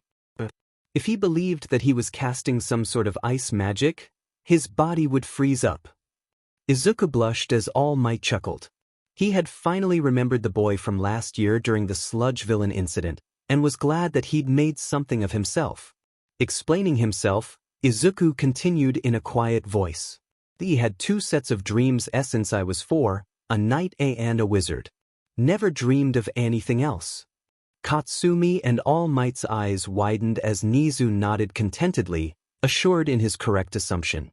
"It's a rare phenomenon, but not unknown. Why, I have a friend in Britain with a similar situation, Sir Edward Lampard. It's kept under wraps thanks to various treatises, but a select few know of it. I assume you want to know more about it?" All 3 nodded, and Nizu adjusted his seat before beginning his explanation. "Individuals like yourself dream of a life you once had. The only commonality between these people is that they have low plus alpha levels, never have quirks, and can only dream of their past lives. Lives have ranged from common farmers to grand sorcerers, implying that these lives are not from our timeline, but split amongst many other parallel worlds. It is also unlikely, but I believe that you recognize Ms. Bakugo from somewhere else." Katsumi looked at Izuku in shock, who averted his gaze and nodded. Katsumi gripped his arm, pressing him to explain. "Fine. She's a princess in my life as a knight, okay?" She let go of him softly, the revelation spinning around in her head. She was a princess? That didn't sit well with her at all, especially if Deku was supposed to her protector. What the F is that supposed to mean? Nizu continued, not put off by her interruption. "Absolutely nothing to you. Without her memories, you two are basically strangers. However, I'm certain Mr. Midoriya has been influenced by his instincts from that life," explaining his proficiency with the sword. "You see, in most worlds there is a measure of magic, and if one dreams of someone who can wield it, it is common that they themselves can draw upon its power. My friend has the ability to equip a strange armor, for example. It has been theorized that someone in an alternate timeline has dreamed of someone with a quirk, and that they themselves have used that quirk in a world without quirks." Izuku pieced together what he was putting down at that moment, and asked, "So my life as the wizard, the stuff I remember and say, are like spells?" Nizu blinked before asking softly, "Could you show us?" Izuku nodded, beginning quietly one of the more prevalent spells he remembered. "Ender, wolves of ice, let thy freezing be as silent as death dash." Before he could continue, Recovery Girl stopped him with a smack to the head. "Foolish boy. Your temperature is dropping again." As this was happening, All Might and Katsumi were watching enthralled. True-to-life magic, right in front of their eyes. As Izuku rubbed the back of his head, Recovery Girl continued with a grumble. "We have a good opportunity to learn more about this phenomenon. One of my contacts in the Neurological Institute of Muzutafu has a somnatic imaging chamber. Would you be willing to allow us to watch one of your dreams?" Izuku nodded excitedly. Finally having an idea about his dreams was a relief to say the least. There were even people like him in the world, maybe he could meet them? As Recovery Girl went to go and print off a waiver for him to sign, All Might stood up and said nervously, well, I suppose I should go and get ready for my second-year class. It was a pleasure to hear about your special talents, Mr. Midoriya. I don't suppose I could watch this dream too? It would be fascinating, and even a teacher needs to keep learning." He gaped. The #1 hero wanted to watch his dreams? Sure. All Might laughed boisterously, ruffling his hair as he walked away. "I'll be looking forward to it then.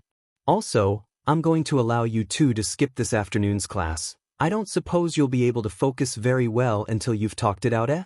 Nizu gave All Might a strange look, before nodding with a smile once the man was suitably nervous. Quite right, All Might, you're turning out to be a fine teacher. All Might sighed in relief and ran off, leaving Nizu, Katsumi, and Izuku. Nizu stood up and said, I'll go off and see if I can't help Recovery Girl. That left only the two of them, Katsumi's eyes drilling into Izuku's as he shifted nervously in his bed. He'd never expected Katsumi to learn about his dreams, hell, he hadn't expected to learn about them either. Eventually, she averted her gaze and mumbled out, I wanna watch too. Izuku didn't quite catch that, and upon his questioning look, she growled out, more confidently this time. I said I wanna watch your dream too, FNG Deku.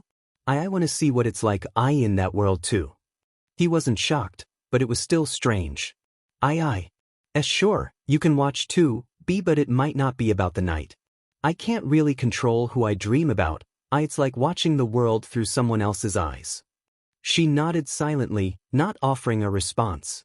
They were silent for a while before Katsumi asked nervously, almost ashamed of herself. Whatever you think of me. Is it because of this princess? And now he was shocked. She never seemed like the insecure type. Was she just annoyed that someone else wore her face? He was about to spout a platitude, but then he took a long moment to think. Did his instincts change how he thought about Katsumi? Of course, but he genuinely cared for her. She was his kaken, the one he'd known since he could open his eyes. His mother had pictures of them napping together as babies. Apparently they had been in the same maternity ward when they were born, and their mothers were just a room apart. No. Katsumi's eyes lit up imperceptibly as Izuku explained quietly. What? The knight protects the princess, but you don't need anybody to protect you, you're strong as you are. I don't even remember her name, or the knight's name.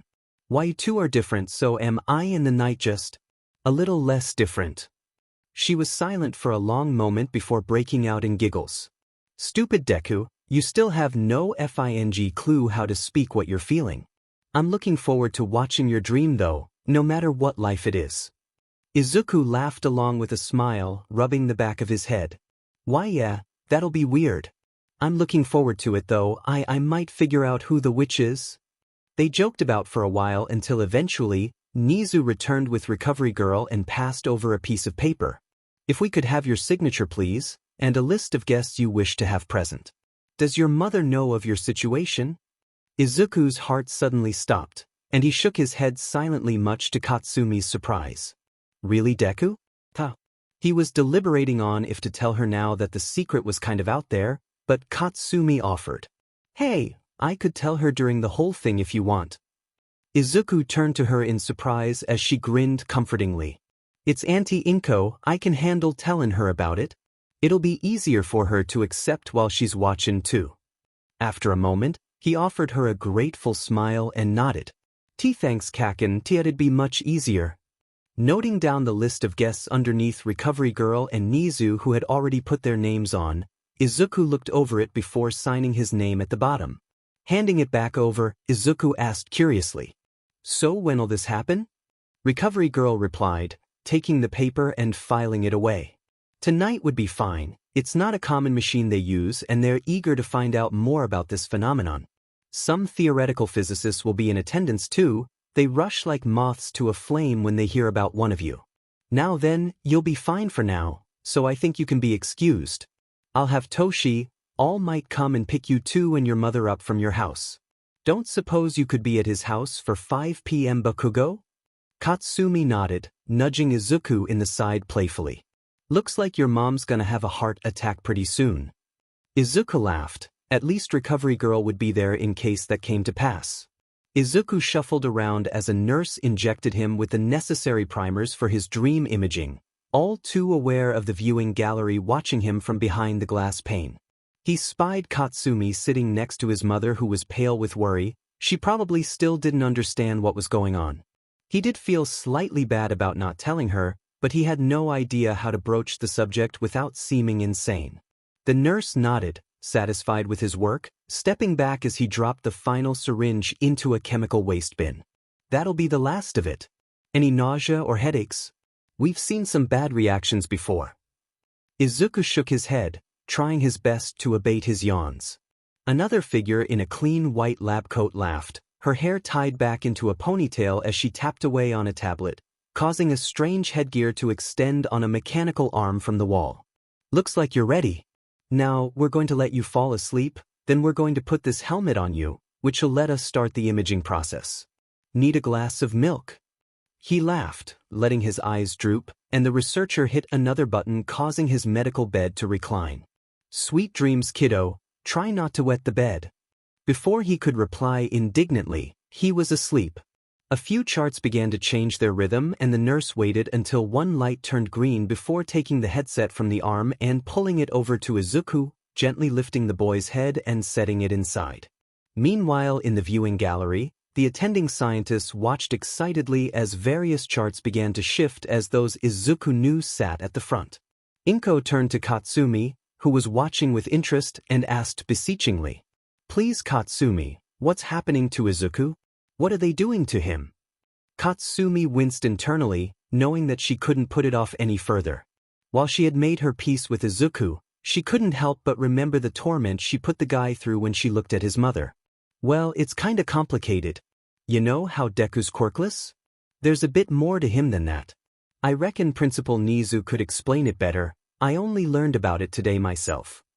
Inko's eyes shifted back to the largest screen as colors began to pop up in large, undefined splodges. "Deku's got strange dreams, like he's watching a past life. It's what's made him so good with a sword. He had an incident in class today, somehow got hypothermia in the middle of the day, and we figured out it was to do with these dreams. Hopefully this'll help us figure it out." Inko's eyes widened and she looked over at Nizu and All Might, who nodded in agreement as Recovery Girl eased her worries. "Don't worry, this won't be dangerous at all. Why, it's happened before, you know. This is going to help the scientific field substantially, and your son will be much stronger for knowing what exactly he's dreaming about." She nodded, still unsure as to what was going on. Suddenly there was a shift on the screen and a vision came into focus, revealing a landscape covered in soldiers in gleaming metal armor. The scientists began feverishly chattering as two hands covered in a black cloth came into focus. There was the sound of a bird's cry, and Katsumi leaned forward as a voice began to chant in an unintelligible language. The sky darkened on the screen, and as if like a match cut, the entire landscape became white. The grass, the trees, the farmland and the soldiers, frozen in place. The sky brightened again, and every one of the figures turned to a white powder as they shattered. All of their eyes widened at the spectacle and the vision suddenly became blurry as the host fell to his knees. Katsumi was still in awe, but a voice came over the speakers. It was soft, cold and yet somehow full of love as she spoke in a language they could understand. "My love, are you okay?" Another voice came through, this time from their host. "So much death, must it have come to this?" She hummed amusedly, replying, "Why, they chose their master and when they opposed you, they chose to die. You had no choice, they slaughtered millions and they would have slaughtered millions more had you not stopped them, my love. I must admit though, revenge tastes sweet." He sighed, turning back up to face her. Who appeared made Katsumi's heart sink as Principal Nizu chuckled fiendishly. "But that's unexpected." The woman, dressed in a similar black cloth, planted a small kiss on their host's forehead before the vision blurred out. A moment later, another few visions came into focus, showing a dungeon, a castle of ice, apples, slaves, and by the time it blurred out, many hours had passed. Katsumi had simply watched in silence as Nizu explained to Inko the specifics of what was going on. All Might had stepped out after the initial half hour and had not returned as the scientists babbled on about various theories. The screen went dark and their attention was redirected to where Izuku was laying as the helmet was removed and the boy groaned awake. Katsumi stood up at the same moment and walked out of the room, reappearing down in the theater and walking over to Izuku. Sitting down next to him, she grabbed his hand and watched as his pupillary response was tested. "Deku, you feeling all right?" He shook his head, clutching his forehead with his free hand. Katsumi noticed how cold his hand was, rubbing it to help heat it up. "You remember anything?" Izuku's eyes focused for a second before he shook his head, explaining lightly. I usually remember a little each time, but nothing. The researcher nodded from the side, tapping away on her tablet as the nurse put the headset back into storage. The process obscures retention, unavoidable. We've got the record dash. Katsumi cut in, saying softly. You dreamed of that, wizard. You cast some sort of ice magic that froze a whole country. It was really weird. Izuku gaped for a moment before asking excitedly. To the witch. Did you see her? What was I saying? Katsumi suppressed a grimace, lying through her teeth with a sideways glare at the researcher. We saw someone else, but we never saw her face.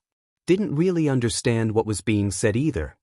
The other two in the room looked between themselves for a moment, wondering why this girl would lie about something that innocuous. Izuku looked down, sighing in frustration before shivering slightly. The nurse nodded to Katsumi and said softly to Izuku, "Let's go and give you a quick checkup and make sure there's no side effects. You like hot chocolate?" Izuku was lead away and the researcher turned to Katsumi with an annoyed look. What's with the lie? He may recognize her, it'd help him understand his other life better, wouldn't it? Katsumi sighed and turned to her with a glare that left no room for discussion. He would recognize her, but it'd only distract him, probably even confuse him, and I doubt the girl'd appreciate it either. I'll tell him after the sports festival.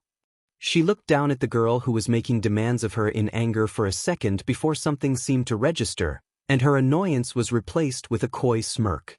Oh, cutting off the competition at the head. Katsumi blushed furiously for a moment before the researcher laughed, tapping the girl on the shoulder as she passed. You'd better tell him after this sports festival, got it? With that, Katsumi returned to the viewing gallery to find the scientists hounding Inko with questions. Setting off a loud explosion, she barked at the startled crowd. You've had your look, so scram? A few of them made to protest, but another threatening explosion dissuaded them. Leaving only Inko, Nizu, Recovery Girl and Katsumi in the room, the girl sighed and said calmly, Look, don't tell him about who the witch was. Nizu hummed bemusedly as Inko blinked curiously. Oh, and why would we do that, Ms. Bakugo? Katsumi gritted her teeth, hiding her jealousy as she explained. Look, Deku's not the best with his emotions, never has been. If he finds out that in his past life he was lovers with Icy Hot, he'd be distracted. If he's distracted, then he'll be screwed for the sports tournament, and the hero agencies are gonna be watching. I promise, I'll tell him myself when it's over, just not now. Inko turned to Nizu and asked, Icy Hot? Who's that? Does Izuku know her? Nizu explained happily, a curious eye on Katsumi.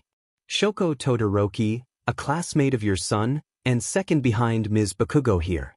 I'll admit I agree to an extent that it would be a distraction, but is that the only reason? She looked down in shame, and Inko seemed to finally understand as Recovery Girl chuckled. To be young and in love? Inko turned back to Katsumi, her eyes welling up with tears. Oh, Katsumi dear. Why, you really? She nodded, and the woman seemed to slump in on herself, weeping tears of joy as Nizu placed a comforting paw on her leg. Ms. Bakugo, usually I'd caution against reckless jealousy, but as long as you agree to tell him at the end of the sports festival, I see no issue. Why, I'll speak to Toshinori and ensure that he follows the script. Katsumi sighed in relief and nodded to the principal in thanks. Turning back to Inko, she nervously said, wanting to escape the rather awkward situation. I'm gonna go, got school tomorrow and all that? Inko nodded, still slightly catatonic at the revelation that a girl, Katsumi even, was interested in her little boy.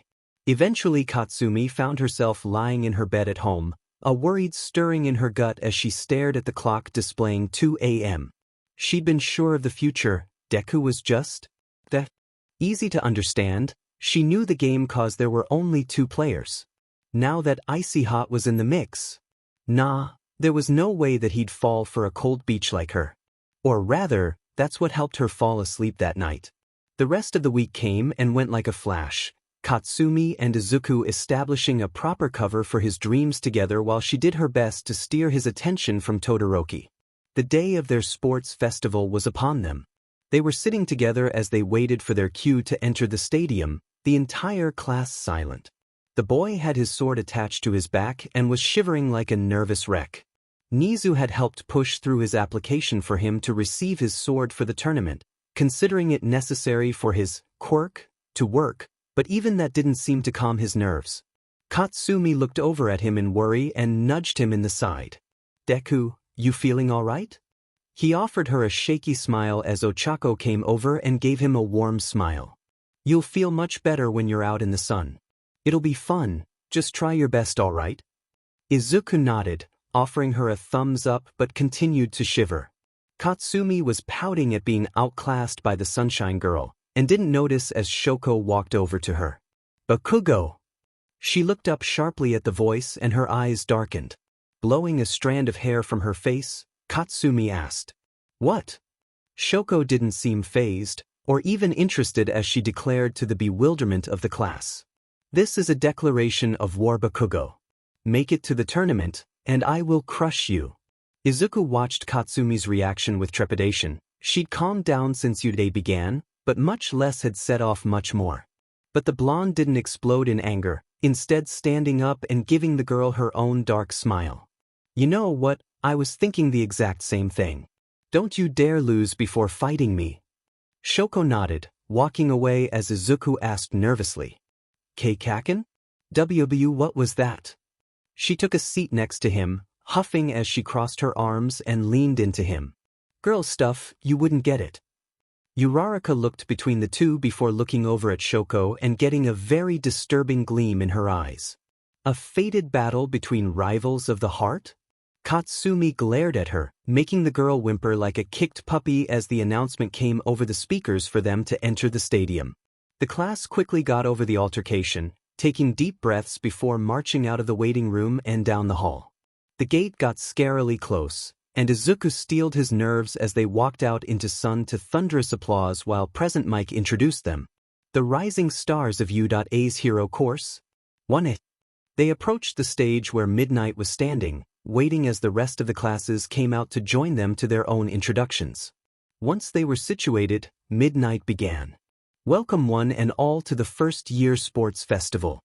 Now, a few words from this year's class representative, Katsumi Bakugo."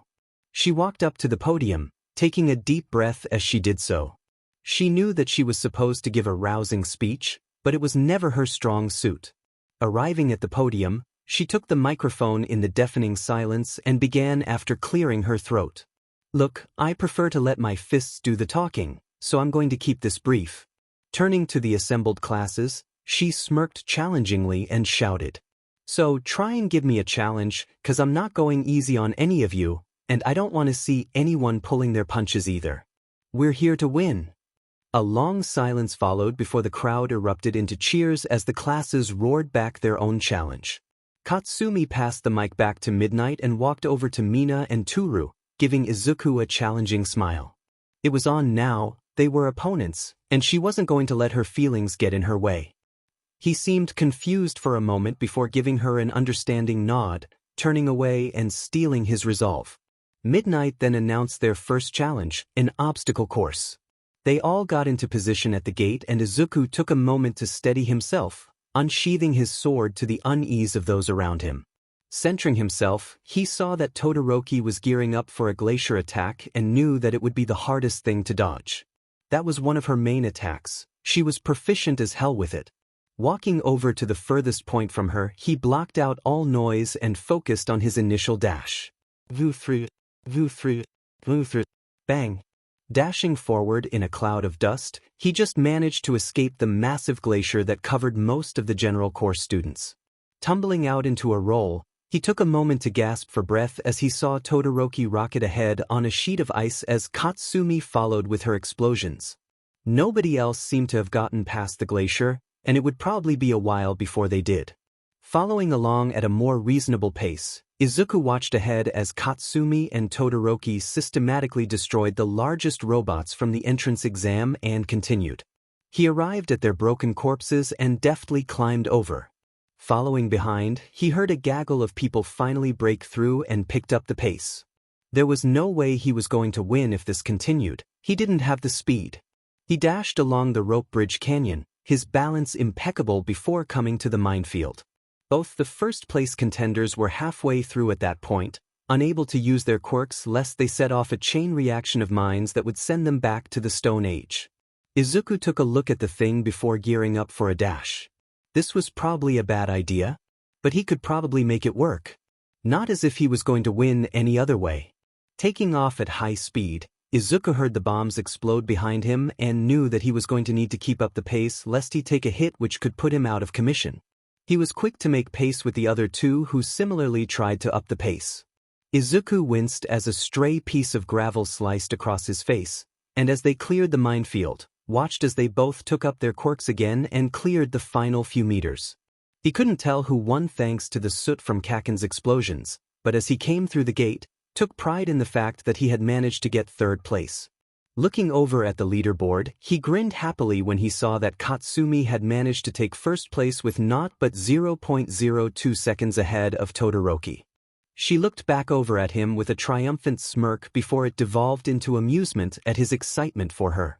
Todoroki gritted her teeth before walking back towards the podium as the rest of the group caught up, gasping for air. They all went back over to the podium, chattering as they went while those who didn't manage to get in the top 40 dejectedly walked back inside. Midnight cracked her whip before licking her lips, looking over the remaining contestants. Well done on managing to get to the second stage, everyone. I'm very, very proud of you all. Now then, shall we get ready for the next contest? Which will be?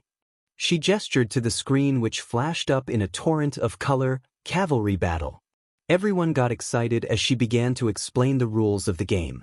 Everyone will team up with at least one other person. Everyone will receive a value depending on how they placed in the first contest, ranging from 10 points for 40th, 15 points for 39th, and so on, and the total value of the team will be determined from the component members. However, we have something quite interesting in store for Ms. First Place. Her score will be 1,000,000 points. Everyone turned to Katsumi, who simply smirked, said invitingly, "Bring it on, ass clowns." Midnight allowed them to go find their partners, and Izuku couldn't shake the guilt in his stomach at the sight of Katsumi standing along by herself in the middle of the battlefield, knowing that it was going to be difficult for her to find a partner. While he wanted to join her, something told him that she wanted to separate from each other during the tournament. He looked around, but it appeared that even Ida and Uraraka had already partnered up. That was when he felt a tap on his shoulder and turned to see Shoko Todoroki looking up at him. It was the first time he had noticed the foot gap in their heights. "Midoriya, team up with us." Izuku looked over her head at Momo, who was waving at him with a smile next to Kirishima. He looked back over at Katsumi nervously, really not wanting to leave her on her own before seeing that she had managed to team up with a support course girl with pink hair. Sighing in relief, he turned back to her with a smile. "You'd be glad to, thanks Todoroki." She nodded, walking back over to the rest of her group with Izuku in tow. Kirishima made to fist bump him with a grin. "Glad to have you on side, Mr. Third Place. We've got this in the bag now." Izuku laughed with a nervous smile, reciprocating it as Shoko walked over to Midnight to register their team. "Why yeah, I hope so." Momo smiled quietly before asking seriously. Izuku hadn't talked much to her. All he really knew about her was her quirk and that she really only talked with Jairu and Todoroki. "So what's the plan? Do we take the 1,000,000? Izuku shook his head immediately, taking a thinking stance as he began softly. "Kaken wants to fight Todoroki in the tournament. She won't go for us, so we shouldn't go for her. With our point total, we're virtually guaranteed the win if we keep our headband, so we should take out who we don't want to fight in the tournament." They looked at him in surprise before nodding as Todoroki walked back over, clutching the headband with their point total in hand. "Midoriya, take point. Yaoyorozu, Kirishima, back left and right respectively. I'm riding." The three got into position, and Izuku watched Todoroki as she tied her headband around her head, pushing her hair back before looking up at him blankly. "Help me up." Izuku yelped before nodding, setting his hands into a stirrup so that the surprisingly light girl could clamber onto his back before situating herself on Momo and Kirishima's shoulders. Taking a look at the rest of the teams, Izuku could see that most of them appeared to be gunning for the 1,000,000 points except for one team led by a purple-haired guy.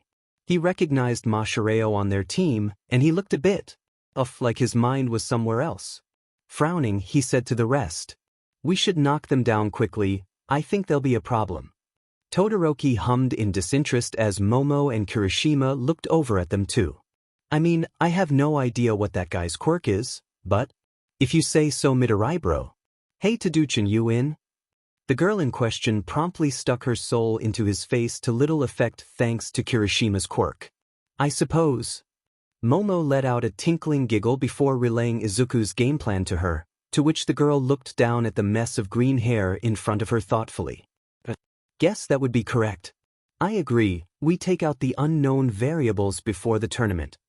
Izuku laughed nervously, her gaze was piercingly analytical and he could feel it even if he couldn't see her. They took their place at the edge of the arena and waited as the countdown began. They were silent, the crowd was getting louder, and as the final number flashed on screen, a glacier was sent out at that team, immediately knocking them off balance as a large collision of quirk fire was heard from Katsumi's group consisting of her, the support girl and Mina and Toru. Izuku saw their rider tumble to the ground and nodded in satisfaction, moving with the rest of them over to where their rider was looking particularly stunned as he sat on the ground in shock.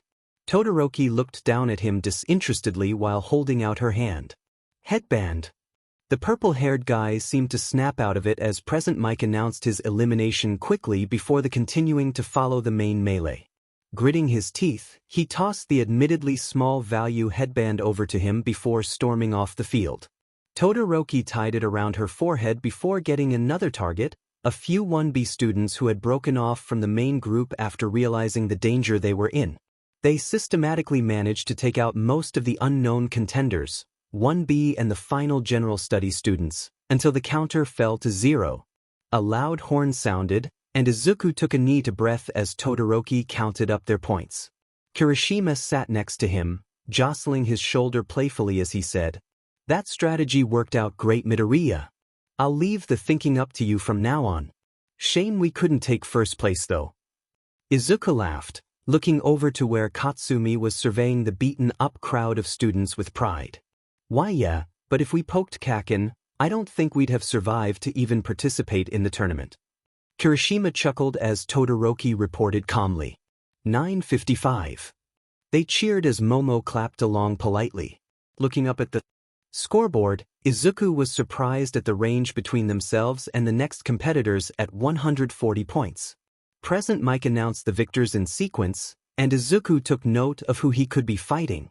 Shoko Todoroki, Ijiro Kirishima, Momo Yaoyorozu, Katsumi Bakugo, Mina Ishido, Toru Hagakure, Meihatsum, Tenya Ida, Tokoyami Fumikage, Buchako Uraraka, Tsuyu Azui, Nito Minoma, Burashiza, Dasuka Kendo, Tetsu.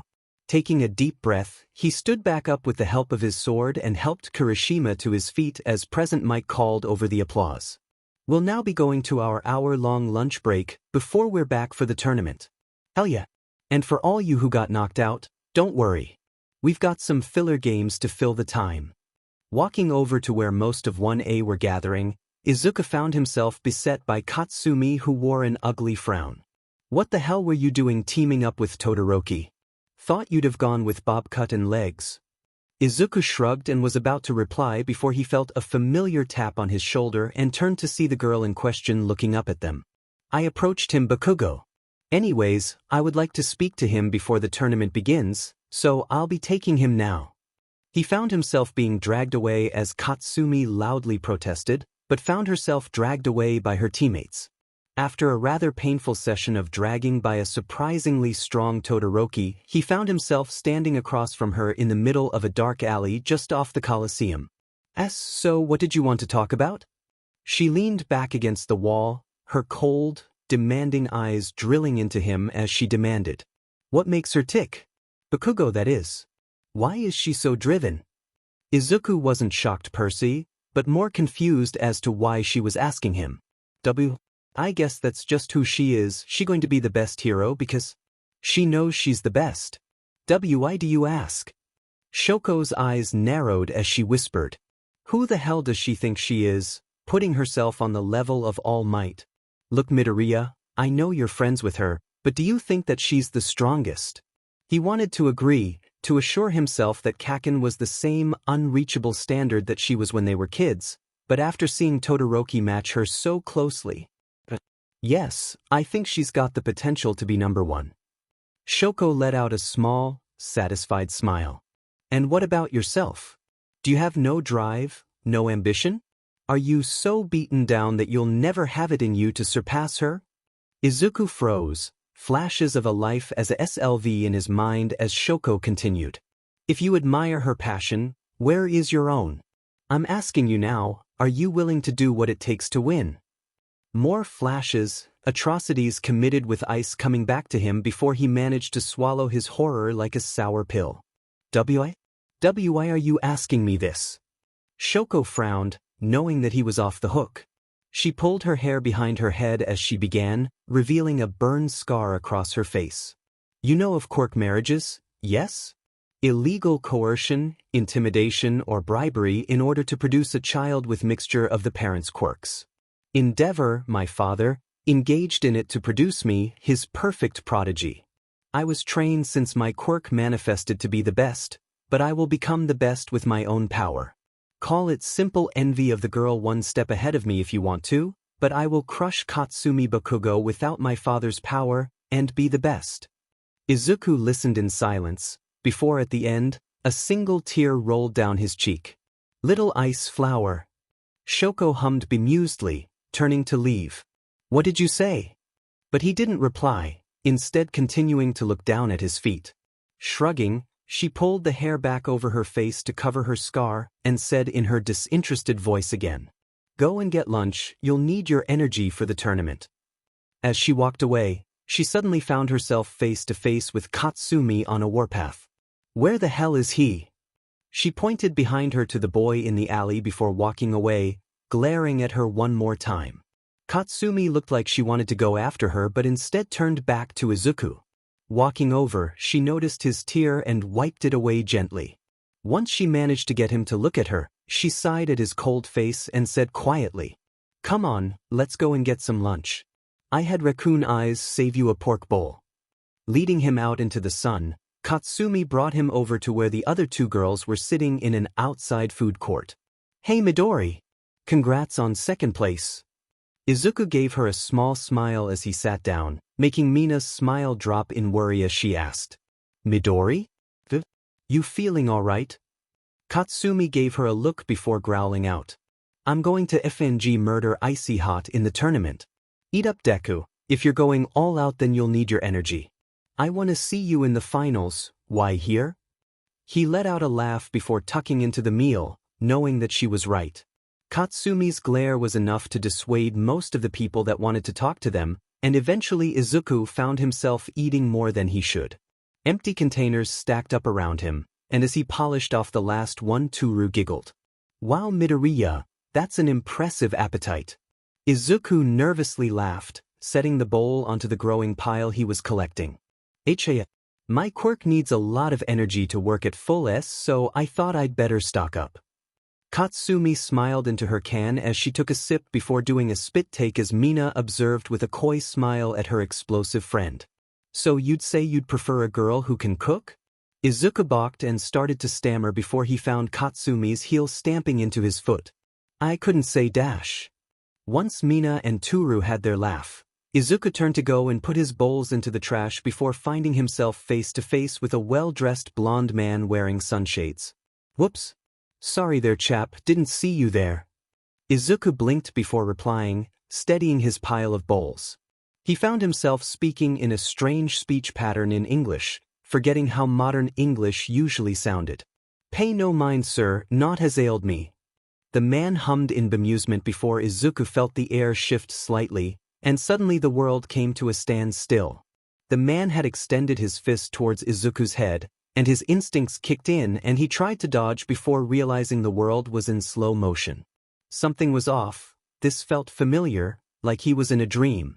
Everything sped back up, and the man retracted his fist as he said curiously, I'll be looking forward to your performance in the tournament chap, don't disappoint me. Katsumi barked an indignant, hey, at the man's back as he walked away as Izuku looked at him in shock. That was strange. Putting his bowls away, he came back to the table to find that they had been joined by the rest of the contestants sans a few. Kirishima motioned for him to sit next to him, who had taken Izuku's seat next to Katsumi much to the aforementioned's consternation. Taking the seat, he followed along with the conversation silently, still shaken by his previous encounter. Eventually they were taken back into the arena to see their matchups, and Izuku hummed as he saw his first matchup.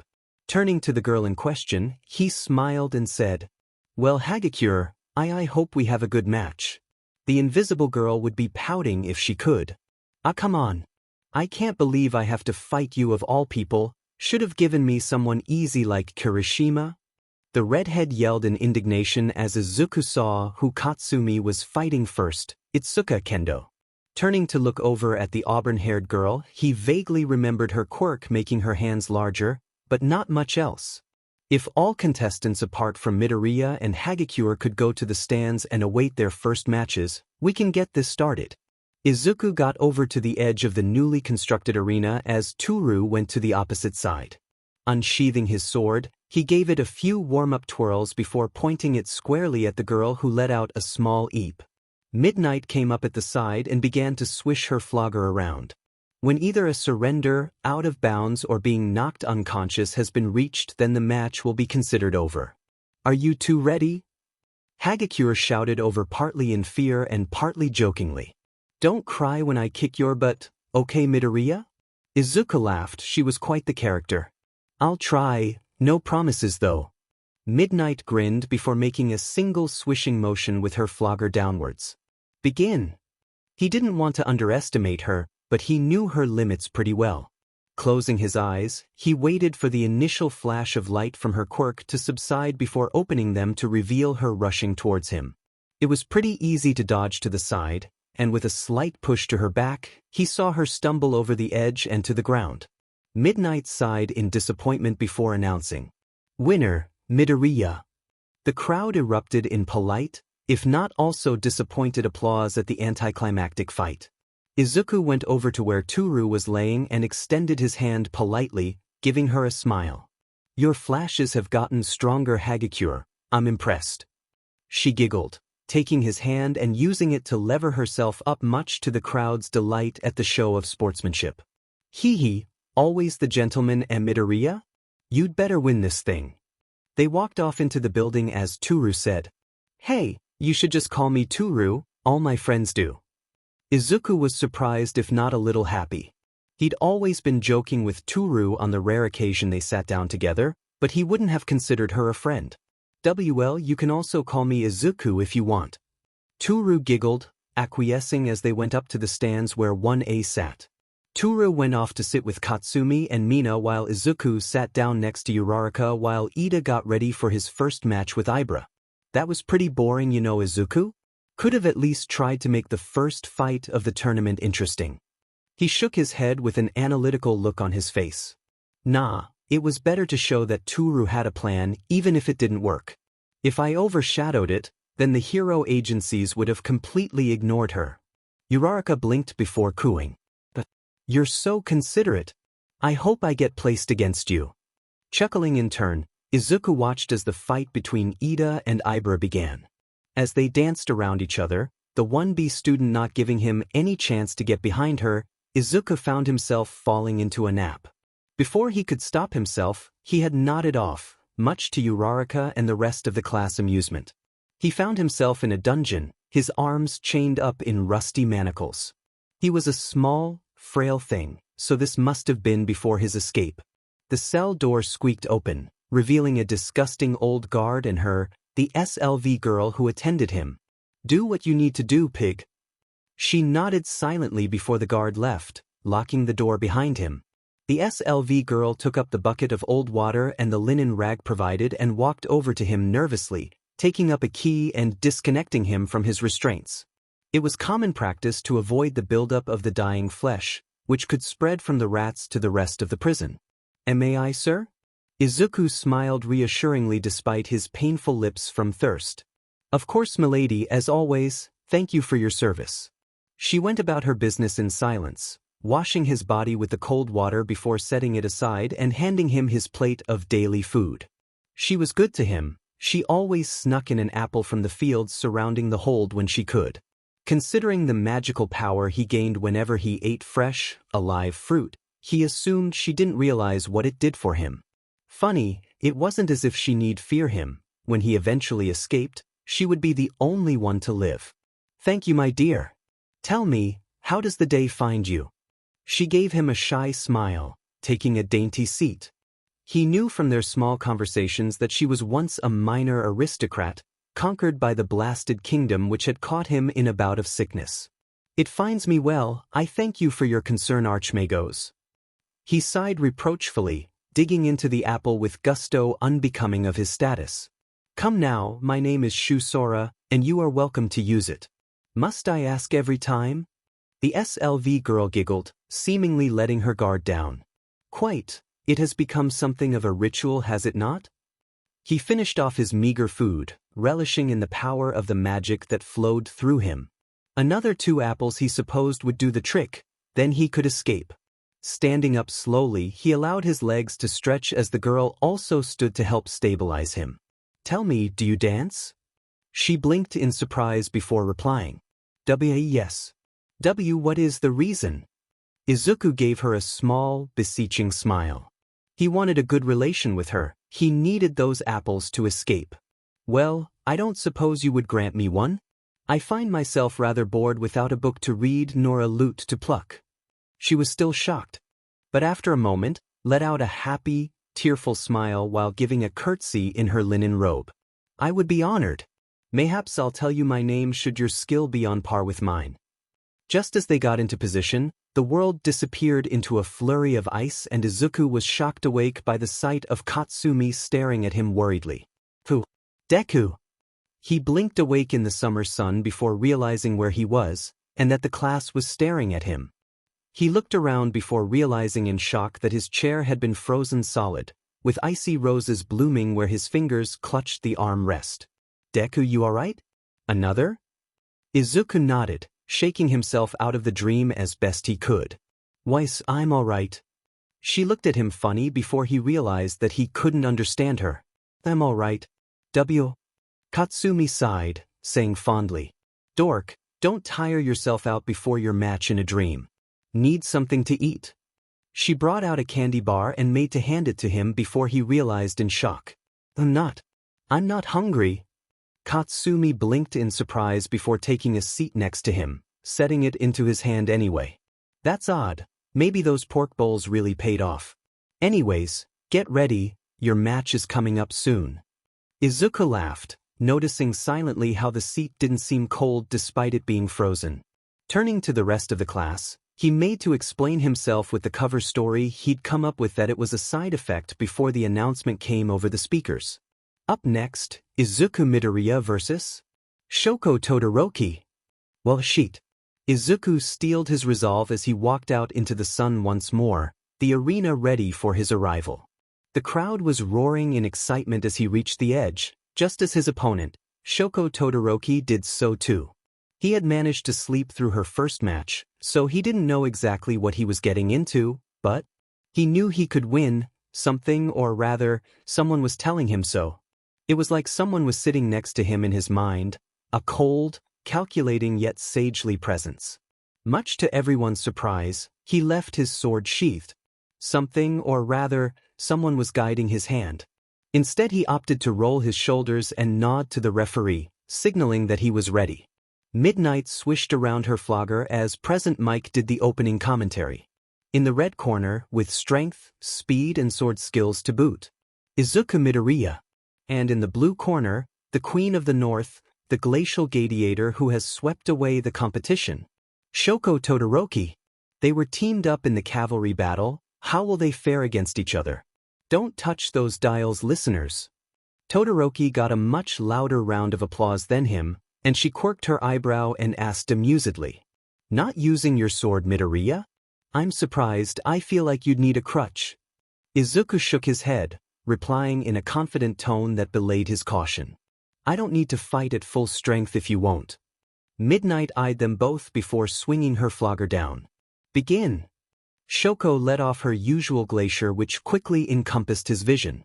She wasn't taking any chances with him. He was smarter than she had previously given him credit for. And it's looking bad for Midoriya already. Is he alive? I don't know. However, much to Shoko's shock, Izuku walked out from behind the wall of ice with his hand on it, not affected in the slightest. I know that's not even your strongest ice. Do you really think I'm that weak? Shoko grit her teeth and sent off 3 needles of ice towards him, which he weaved around deftly, only a faint dusting of snow falling on his cheek. Taking a few steps back, she repeated the same attack to similar results. She jumped back as he got close, taking a breath that misted in the air in front of her. What the hell? What the hell is your game, Midoriya? He smiled as if at a tea party and was making light conversation. Wear you down, that frost on your arm looks quite painful. She turned away with a snarl to hide the arm in question. What the hell is it to you anyways? Just leave me alone, I don't need your pity. Izuku's expression darkened imperceptibly before it lightened up again. Walking over, he found his lower half engulfed with ice that didn't seem too cold. Shoko panted, shivering and sweating as she smirked triumphantly. That lasted until Izuku's finger, leaving a glowing trail behind it, washed over the crystal and caused it to melt in its tracks. He was on autopilot, the presence had taken over, he was just watching without any say. The finger lifted, and he saw his arm covered in a translucent black cloaking fabric, and he spoke in a voice he didn't understand. Spelling. Bring low the frost giants, the Jotun on their high hill. The hellfire shall illuminate the blood in their hovels, and the ice they subjugate shall rebel by my command. Let it be known, ye who behold this deed, that all shall fall before the lily of the valley. Infernal flurry. The icy field that Todoroki had created turned a sickening color of blood as it began to morph, undulating in shattering tentacles that lashed out at the girl. Where they hit her, bright red burns broke out as she shouted in pain. Izuku snapped his finger, breathing heavily and letting the ice fall into pools of water. The crowd was silent, watching in awe as Izuku walked over to where the girl was kneeling. He knelt down next to her, placing head next to her as he whispered, Please, Todoroki, I now know what it's like to be given 2 sets of power. If there's one thing I've learned, it is that you are not the product of your gifts, they are yours to command. She looked up at him in shock, her blue and red eyes glittering like gemstones in the sunshine. He offered quietly, so that not even those with enhanced hearing could listen in. Rebel against your master once again with the power he gave you, make it your own and show him that you will bloom on your own, little ice flower. Shoko's breath caught in her throat, and Izuku felt the presence leave his mind, seemingly contented. The atmosphere surrounding them began to heat up, and Izuku's face morphed into a smile as small flames erupted from the floor around them as the earth began to shake. Ready? Blinking, she wiped the tears from her face before offering him a shaky smile, taking his proffered arm to pull herself up. Let's show him. As she gripped the limb, the entire arena was engulfed in a torrent of fire so hot that even midnight had to retreat. The audience screamed in fear. As Katsumi watched the encounter with resignation, knowing that he must have found out by himself. Fine, Deku, enjoy yourself for once. The flames subsided slightly, allowing a vision into the arena where they saw a beautifully deadly sight. Izuku had unsheathed his sword and was cutting through torrents of ice and fire that Todoroki was sending his way from every direction, almost dancing around each other as they did so. The girl was laughing. So was Izuku, like this was just a game to them. The teachers hurried to the edge of the fire to try and break through, but the heat flared as they approached, halting them in their tracks. After a minute of this before Izuku managed to reach Shoko in the middle of the arena, and he threw his sword to the side, opting to grab her into a hug that seared his skin. She seemed to realize exactly what was going on, and the flames were snuffed out in a blast of icy air. Which, I remember. She gave him a warm, watery smile before she hugged him back contentedly. In the background, Shoko could hear the manic laughter of her father, but she couldn't bring herself to care. She felt free with him, with this boy who she had paid no mind to until today. Shu Sora. It was a near thing, but Izuku fell to the ground unconscious just before Shoko did, and midnight announced, still shaken by the whole event. W winner. Shoko Todoroki. Present Mike was silent for a moment before erupting in a flurry of excitement. Oh, good. We have never, ever before seen anything like this, people. The advent of new powers in our contestants, and what appears to be a blooming romance. Have we just seen the beginning of two rising stars? Aizawa, who had been watching silently up to this point, simply added, I would ask that anyone requiring medical attention alert a member of staff, and that reporters refrain from interviewing any students until tomorrow at earliest. Present Mike turned to him and asked, his excitement not subsiding. Racerhead, those two are your students, aren't they? What do you make of this development? He leaned forward, closing his eyes at the impending migraine that appeared on the horizon of his mind. It doesn't surprise me that there was something special about those two. I just never expected they'd be the ones to bring it out in each other.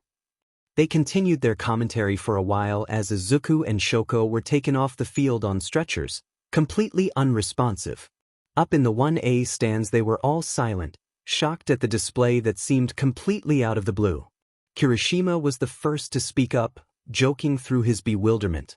That was exciting. You reckon they're gonna get together? Nobody responded for a while, not even Mineta, until eventually Katsumi sighed and stood up. I'm going to go and check up on him and her, I guess. Mina, I might take a rain check on that post-festival party. The girl in question was more surprised by her use of her real name and grinned, telling her jovially, don't worry about it, we can just throw one some other time.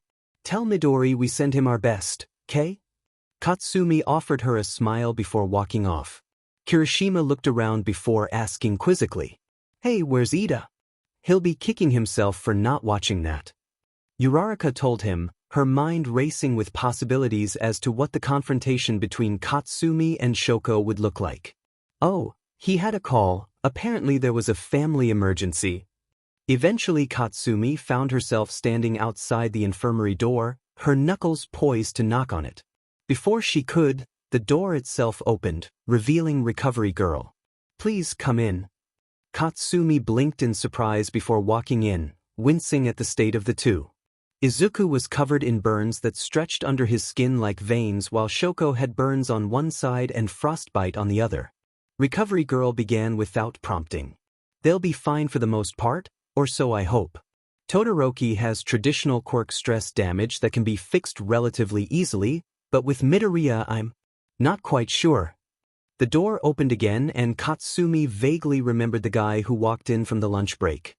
He still wore his sunglasses and a cocky strut as he walked over, explaining, it's mana deprivation, live food will fix that up in a jiffy. Tea would work well, I've got some on the way actually. I do hope he enjoys Earl Grey. Recovery Girl looked at him in shock before she catoned on. You're one of his kind? Dreamers? The man nodded and responded, lowering his sunglasses and drawing out a business card as he did so. Sir Edward Lampard, White Iron of the Saviour Association and British representative. She took it, scanned over it thoroughly before setting it on her desk as Katsumi asked incredulously. Wait, so you dream like Deku does? Do you also have, magic and sheet? Edward shrugged, taking a seat next to Izuku's bed. Not quite, little ma'am, but I do appear to have some commonality with him. I assume you know of his little adventures in the night garden? Katsumi nodded, taking the seat opposite him. Apparently he knows another version of me, when he was a swordsman. He hummed, looking over Izuku's wounds with interest. Why, that is astounding. Very rare for a dreamer to exist, let alone know someone who he already knew or knows or could know. And yet he's rarer still, White Iron and Black Mage in one. A bad omen. Katsumi couldn't quite follow, and from her annoyed expression, Edward knew it too and explained helpfully. You see, dreamers have two flavors. White Iron, who dream of warriors, and Black Magus, those who dream of wizards and the sort. From what Nezi tells me, he dreams of a knight and a warlock, an interesting mashup if there ever was one. We've got patterns YC, decades of research. We know certain patterns and we know a little of what each class is like. For instance, a warlock has very strong magic but no stamina, so that would translate onto our young chap here. However, with his knight past life, who have quite the propensity for prolonged combat, appears to have interacted quite oddly with him. That seemed to make sense considering how much Izuku ate, but Katsumi still had questions. But they would have to wait as a groaning from the bed behind Katsumi stopped her. What the? Where am I? Recovery Girl dropped her curiosity immediately, taking a prepared forebag and attaching it to her drip. You were knocked out in your fight against Midoriya, do you remember? Shoko looked to the side and saw the injured form of Izuku and gasped. The tournament. Is he okay? The public? Katsumi answered for her, an indescribable look on her face. No, you mostly kept to yourselves. You remember, don't you? Shoko strained for a moment before thinking to herself. Sir, where do I remember that name from? Katsumi gritted her teeth, envy creeping up her throat. She really wanted to remember something, anything from Izuku's dreams if only to relate to him better. Someone will explain everything to you later, alright? Meanwhile, Izuku mumbled as he woke up peacefully, a small smile etched into his face. Shizu. Shoko gasped, holding a hand to her head at the sudden headache. Recovery Girl rushed to check on her, but instead she stood up and stumbled over to his bed, collapsing next to him and gripping his hand. They all watched with bated breath as Izuku woke up, his eyes focusing on Shoko's face that was so close to his. Remember which? Shizu. Yeah. Sorry, you're Todoroki.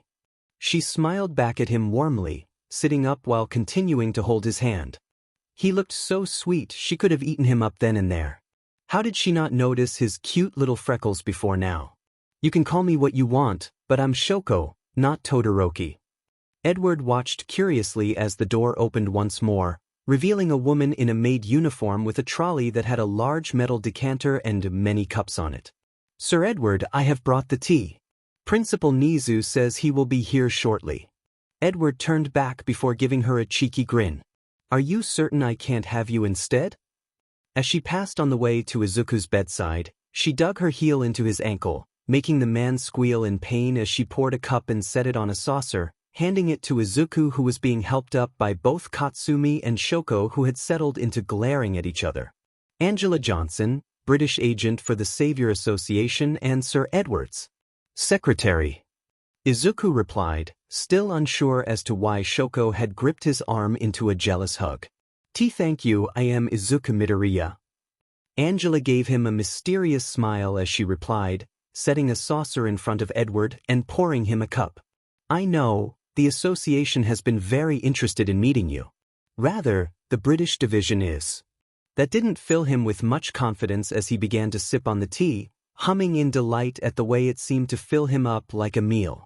Edward nodded before beginning. Nice to see you again, old boy. The name's Edward Lampard, British representative of the Savior Association, and we have something of a bone to pick with you.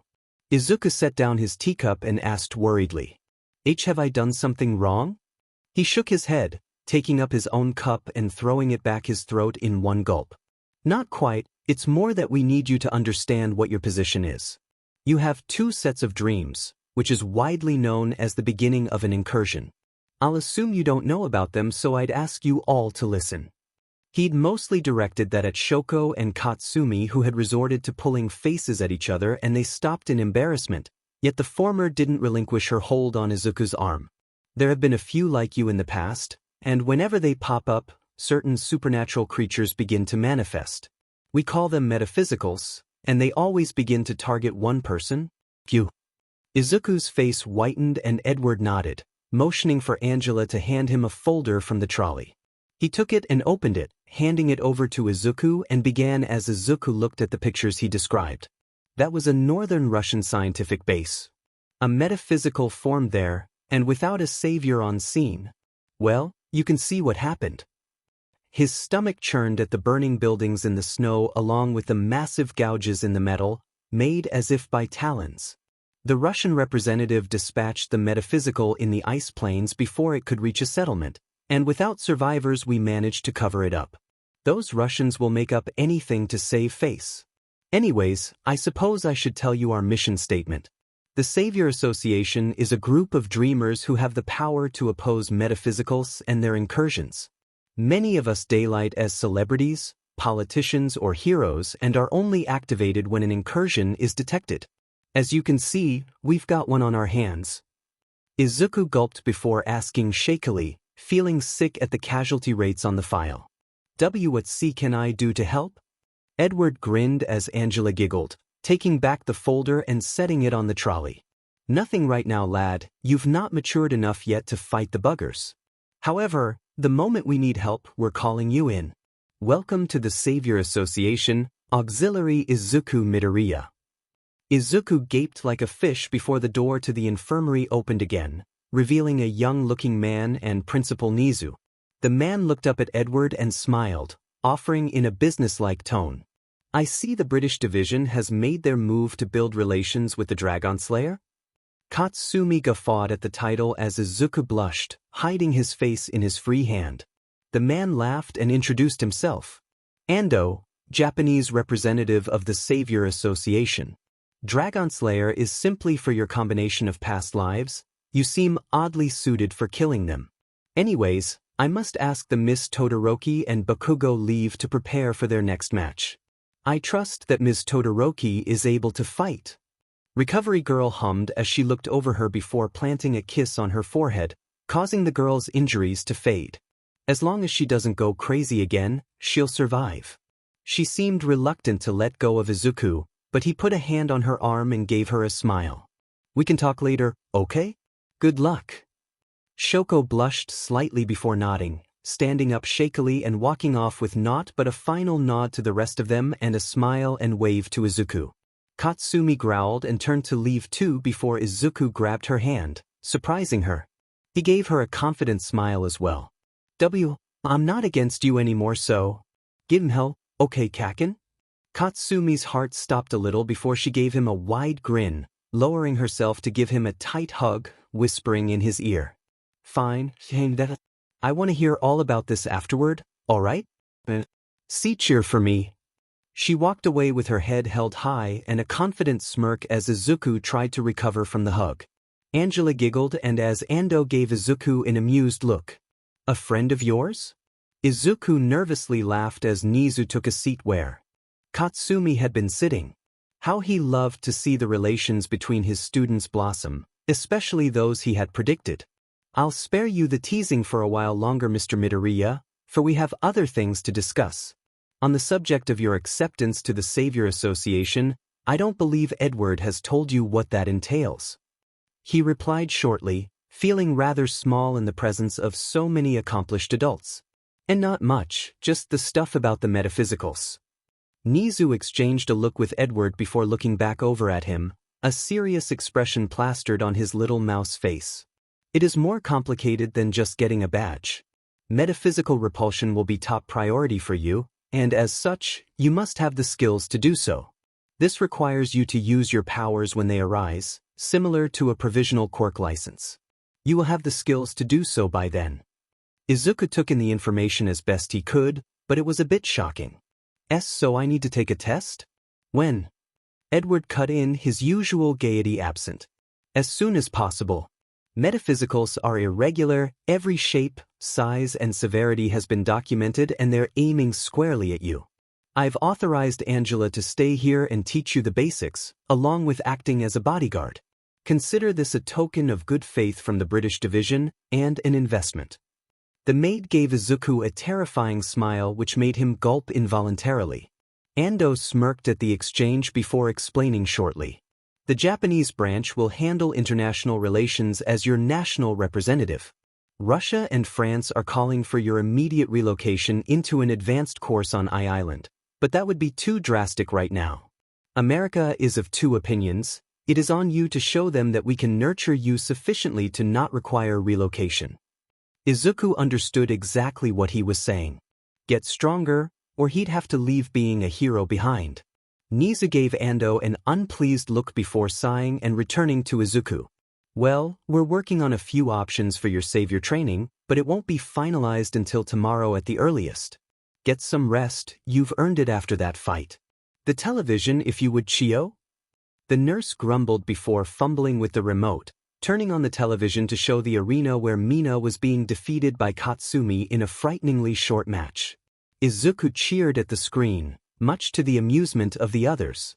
Ando stood up, nodding to Nizu before taking his leave without another word. The match concluded after a minute of a strangely playful Katsumi toying with Mina, and the arena was reset for the finals. Angela had stepped outside and brought back a tray of sandwiches for the assembled, for which Edward thanked her as Katsumi and Shoko took the stage. "Say, Nizu, who d'ya reckon's going to win?" Nizu hummed, a mysterious smile on his face. "Why, it's quite the matchup, isn't it? The reigning champion in all fields versus a girl who up until now has only been using half of her power. I believe Mr. Midoriya will have some more insight into the matter." They both turned to Izuku, who stuttered under the spotlight for a moment before gulping, steeling his nerves as he explained. "It's Kakenshi's. She wants to win." Which Shoko wanted to break out of her shell. "She already has, so I don't think her heart's going to be fully in it." Edward nodded along before Angela piped up, having taken a seat with a cup of tea. "I wouldn't be so sure about that, Izuku. I can call you Izuku, right? A maiden's heart is a force to be reckoned with." Izuku blushed at the idea as Edward laughed impishly. "You'd know, wouldn't you, Angela dearest?" She took up a small stirring spoon from the sugar pot on the trolley and threw, sending it careening into the back of his head with frightening force. The match began, and Izuku's eyes narrowed as he analyzed every motion of the match. "Kaken's building up a sweat dangerously. If she gets too worked up, then she'll self-destruct. Is it a response to Shoko's ice? Or just wanting to end it with spectacle?" Katsumi sent out a few lashing explosions which Shoko blocked with a carefree pillar of ice. Just as she ceased her assault, Shoko sent off a barrage of icy needles that would have hit Katsumi if she hadn't hastily blown up the air in front of her, scattering them. Even Izuku was surprised by the intensity of the fight. It paralleled his own with Shoko, but with an undercurrent of actual competition. They were shouting something at each other, but none of them could hear it over the carnage. Eventually the match concluded with the impact of a sort of pile driver of ice against a lance of explosive power that shattered every light in the stadium. Izuku winced as the dust settled, revealing a battered Katsumi standing over a defeated Shoko who was failing to try and get to her feet. Midnight shook her head sadly and made the call. "Todoroki is unable to move. The champion of the first year's sports festival is Katsumi Bakugo." The crowd erupted in cheers and Izuku smiled, leaning back against the headboard. He knew she'd win, losing wasn't her style. Recovery Girl had left to go and attend Todoroki out in the stadium, and the awards ceremony began. Edward sighed and lamented. "Shame you're not up there, chap. Reckon you could have gotten second if you wanted to." Izuku laughed lightly, not quite believing him. She needed to learn how to use her fire. That's much more important than some metal. Also, I didn't want to get in the way of Kaken and Shoko's fight. I'd be destroyed either way. They laughed at his haunted look, watching as All Might blundered through the awards ceremony. Recovery Girl returned and looked over at Izuku, looked at a chart before kissing him on the forehead. His wounds recovered, and he found himself feeling much stronger than ever before. "You're good, Sonny. Go and get them. Will you two be staying for a while?" Edward shook his head, standing up and dusting his designer suit off. "I'm returning to Britain tonight after dinner with a Inezi. Speaking of which, steak or salad?" Nizu raised his eyebrow amusedly as Edward offered him his shoulder, which he scurried up quickly. "I believe you're well aware of my preferred meal, Edward. In any case, congratulations on your ranking, Mr. Midoriya. I look forward to watching your progress." Izuku thanked him with a stutter as they left. Angela sighed and stood up, collecting the dishes and setting them back on the trolley. "All right, Izuku, I'll be in contact regarding your training soon. I'll give you tonight free to enjoy some time with your lady friends."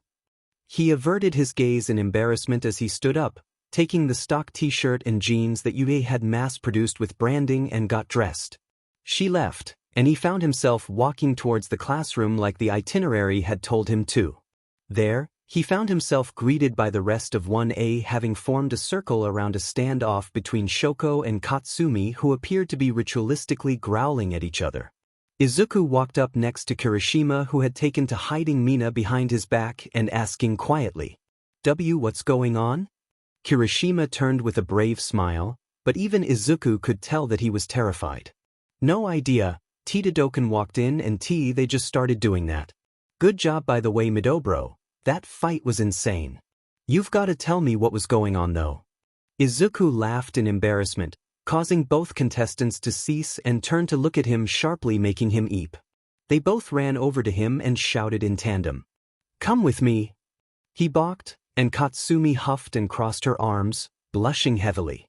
I got something to tell you and I want to celebrate, so dinner at mine?" Shoko cut in, a petulant expression on her face. "I need him more than you. My dad's going to hound me all night. I need Izuku to get rid of him." Izuku gaped for a moment before nervously trying to mediate. Wasn't Emina going to have an after-tournament party? Why don't we all just go there and? Kirishima stepped up and threw his arm around Izuku's shoulder, his sense of bro duty overwhelming his terror. "That'd work, wouldn't it? We can finally get to know Todoroki and Bakugal, and you can just drag Midobro away for a bit each." Izuku had never felt more indebted to anyone in his life than he did Kirishima at that moment, and the rest of the class called out their agreement. Katsumi growled in anger before sighing, readjusting her hair and nodding. "Fine, hell. But you owe me, alright Deku? Wants you over for dinner, and not just m-dashed." Shoko also didn't seem entirely pleased but huffed, grabbing Izuku's left arm and pulling it into a hug, cutting her off. "I guess I can accept that, but I will also be taking a night from you." Katsumi followed suit with his other arm in protest, and Izuku could already feel a headache coming on. At the front, Aizawa was watching disinterestedly, and when they all sheepishly turned to pay attention to him, he simply said, "We're reconvening on Monday, you have tomorrow and Friday off. Good job today." With that he walked out, and Mina was the first to break the silence by shouting excitedly, "Party time!" The chatter of the class permeated Momo's massive room as they celebrated the festival. Izuku found himself against the wall, out of his depth as Katsumi wrangled with Mina, trying to get her to drink while Shoko sat with Momo. Mina had originally wanted to go to her own house, but when Momo offered to let them use her admittedly more appropriately sized room, she had readily agreed to give up the honor. Thankfully, her parents were more than willing to allow them inside. Evidently, they had been quite worried about Momo's social life. Izuku allowed himself a small smile as he saw Uraraka gorge herself on small cakes that the kitchen maid was churning out like a factory. He wished Ida could have been there with them, but after learning about his brother Ingenium's condition, Izuku could understand why he didn't exactly want to celebrate at all. Hero Killer Stain was an enigmatic figure, and Izuku shuddered at the prospect of fighting him. The night progressed, and eventually he found himself pulled out into the hallway by Katsumi, having allowed herself to drink a tiny amount of alcohol which nearly floored her. She was never the best with alcohol, as was learned in middle school when she got goaded into trying a beer and was out flat for the rest of the week. He steadied the girl as she leaned on him happily, rubbing her cheek against his hair like he was a pillow. "Deku, I'm trying to keep." He sighed and accepted a glass of water from a helpful maid who was delivering more cakes to the room. Helping the girl drink it, making sure she didn't choke, Izuku asked curiously, even if he wasn't expecting a coherent answer. "Kaken? What did you want me for?" She looked at him blankly for a second before she seemed to realize exactly how inebriated she was for a second of consciousness. Slapping herself hard against her cheeks, she managed to throw off the worst of the haze and replied, "Look, Deku, I wasn't exactly honest with you during the dream thing. We saw the witch's face, and I kinda just asked them not to tell you it was icy hot." Izuku gaped at her for a moment as she explained herself, still looking mildly sheepish. I didn't want you distracted, all right? It's not exactly fair." He hummed quizzically, rubbing her back as she groaned again, another wave of nausea hitting her. While he was hurt by the revelation, he was more curious than anything. Katsumi wiped the side of her face as a cold sweat stuck hair to her face in loose strands. "It's no fair that Icy Hot gets to know what it's like in your dreams when I've known you since we were kids. I want to see what the other me's like, Should she get to see herself and you start to give her attention? There was a long silence before Izuku broke out in laughter, much to her chagrin. He tried his best to stop as she petulantly pounded on his arm with closed fists. I'm sorry, Kaken. It's just, you really feel that way? She nodded without a second thought, unable to put up any prideful denials. Izuku sighed and accepted the hug that she was trying to wrap him in, and before he could say anything else, she had fallen asleep in a drunken stupor. He'd really need to talk to Mina about peer pressure. Standing up, he pulled Katsumi into a princess carry and took her back into the room, much to the amusement of the rest of the class. Kirishima called out from the game of Guitar Hero that Jairu was currently shredding in. You managed to burn out the firecracker? Smooth one, Mido. Izuku blushed, setting Katsumi down where he had been standing previously. Momo stepped up and walked over, her flowing dress she had changed into, making her look quite angelic. Making some pillows and a blanket, she helped Izuku get Katsumi comfortable as she said quietly, You know, Midoriya, Shoko has been much happier today than I've ever seen her, and she says you're the cause of her good mood. Mind telling me what's going on? He looked at Momo warily, who just shrugged with a contented smile. Oh, it's just curiosity for a friend. I'm glad she's finally opening up, even if it can get out of hand. They both turned back to where the girl was sitting, daydreaming happily as Sato backed away from the ice that was beginning to form around her. Izuku laughed and replied, trying not to reveal too much. I guess we just kinda talked, and our fight was pretty cathartic, and maybe that's it? Momo hummed her agreement before asking him nervously, Could you talk to her soon? She's quite nervous about approaching you. Izuku gulped, nodding as he stood up. Walking over to Shoko while steeling his nerves, he called out, You. Before he could get a word out, she had shot up from her seat, grabbing his hand with a small smile while dragging him away. Hey Izuku, can we talk now?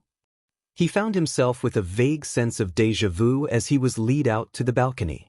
Shoko sighed in relief as she felt the cold front of air on her face, and Izuku closed the door behind them as he asked, What did you want to talk about, Shoko? Why, your dad? Her expression darkened before she sighed, shaking her head while crossing her arms over her chest. It's more about us. What the hell was going on at Udare? It was like someone else's emotions or something were coming through me. That British guy was also talking about some strange stuff. I'm not going to lie, I don't know how to feel about any of it. Izuku didn't know exactly how to respond to it before he replied comfortingly. It doesn't have to mean anything if you don't want it to. She shook her head, smiling up at him awkwardly as if she didn't know how. I think I want to know, no point having it on my mind for the rest of my life. You broke down my door and forced yourself into my life, don't think you get to back out now. Izuku gulped before explaining everything from his dreams, to the fact that one of her reincarnations was in them, to what he himself had just been told that day. Shoko had been silent through the explanation, not wanting to interrupt as Izuku finished. Eventually he was done, ending off with, Well, now we're here. Shoko looked at him piercingly, and Izuku really didn't want to admit how adorable she looked trying to size him up. Eventually she asked curiously, So, when you called me witch you were hallucinating? He shook his head, glad she hadn't burst out in incredulous laughter. Well, not quite. I think it was the Warlock's view of the witch trying to reconcile itself with my view of you. I can still recognize similarities, but I've separated you two in my mind. Izuku was sure he was imagining the disappointed pout on her face. Okay, I guess that makes sense. So, well, I don't really have much else to say. He nodded, but replied before she could move back towards the door. If you don't mind, can I ask a favor? Shoko blinked in surprise before nodding, and Izuku asked pleadingly. See, can you try to not fight with Kaken? She's been my only friend for a while and, well, I don't like to see friends fight. Her eyes widened as she nervously replied, suddenly very conscious of how her hair looked. Why, you consider me as one of your friends? He nodded nervously, wondering if that was the wrong thing to say before she giggled and continued.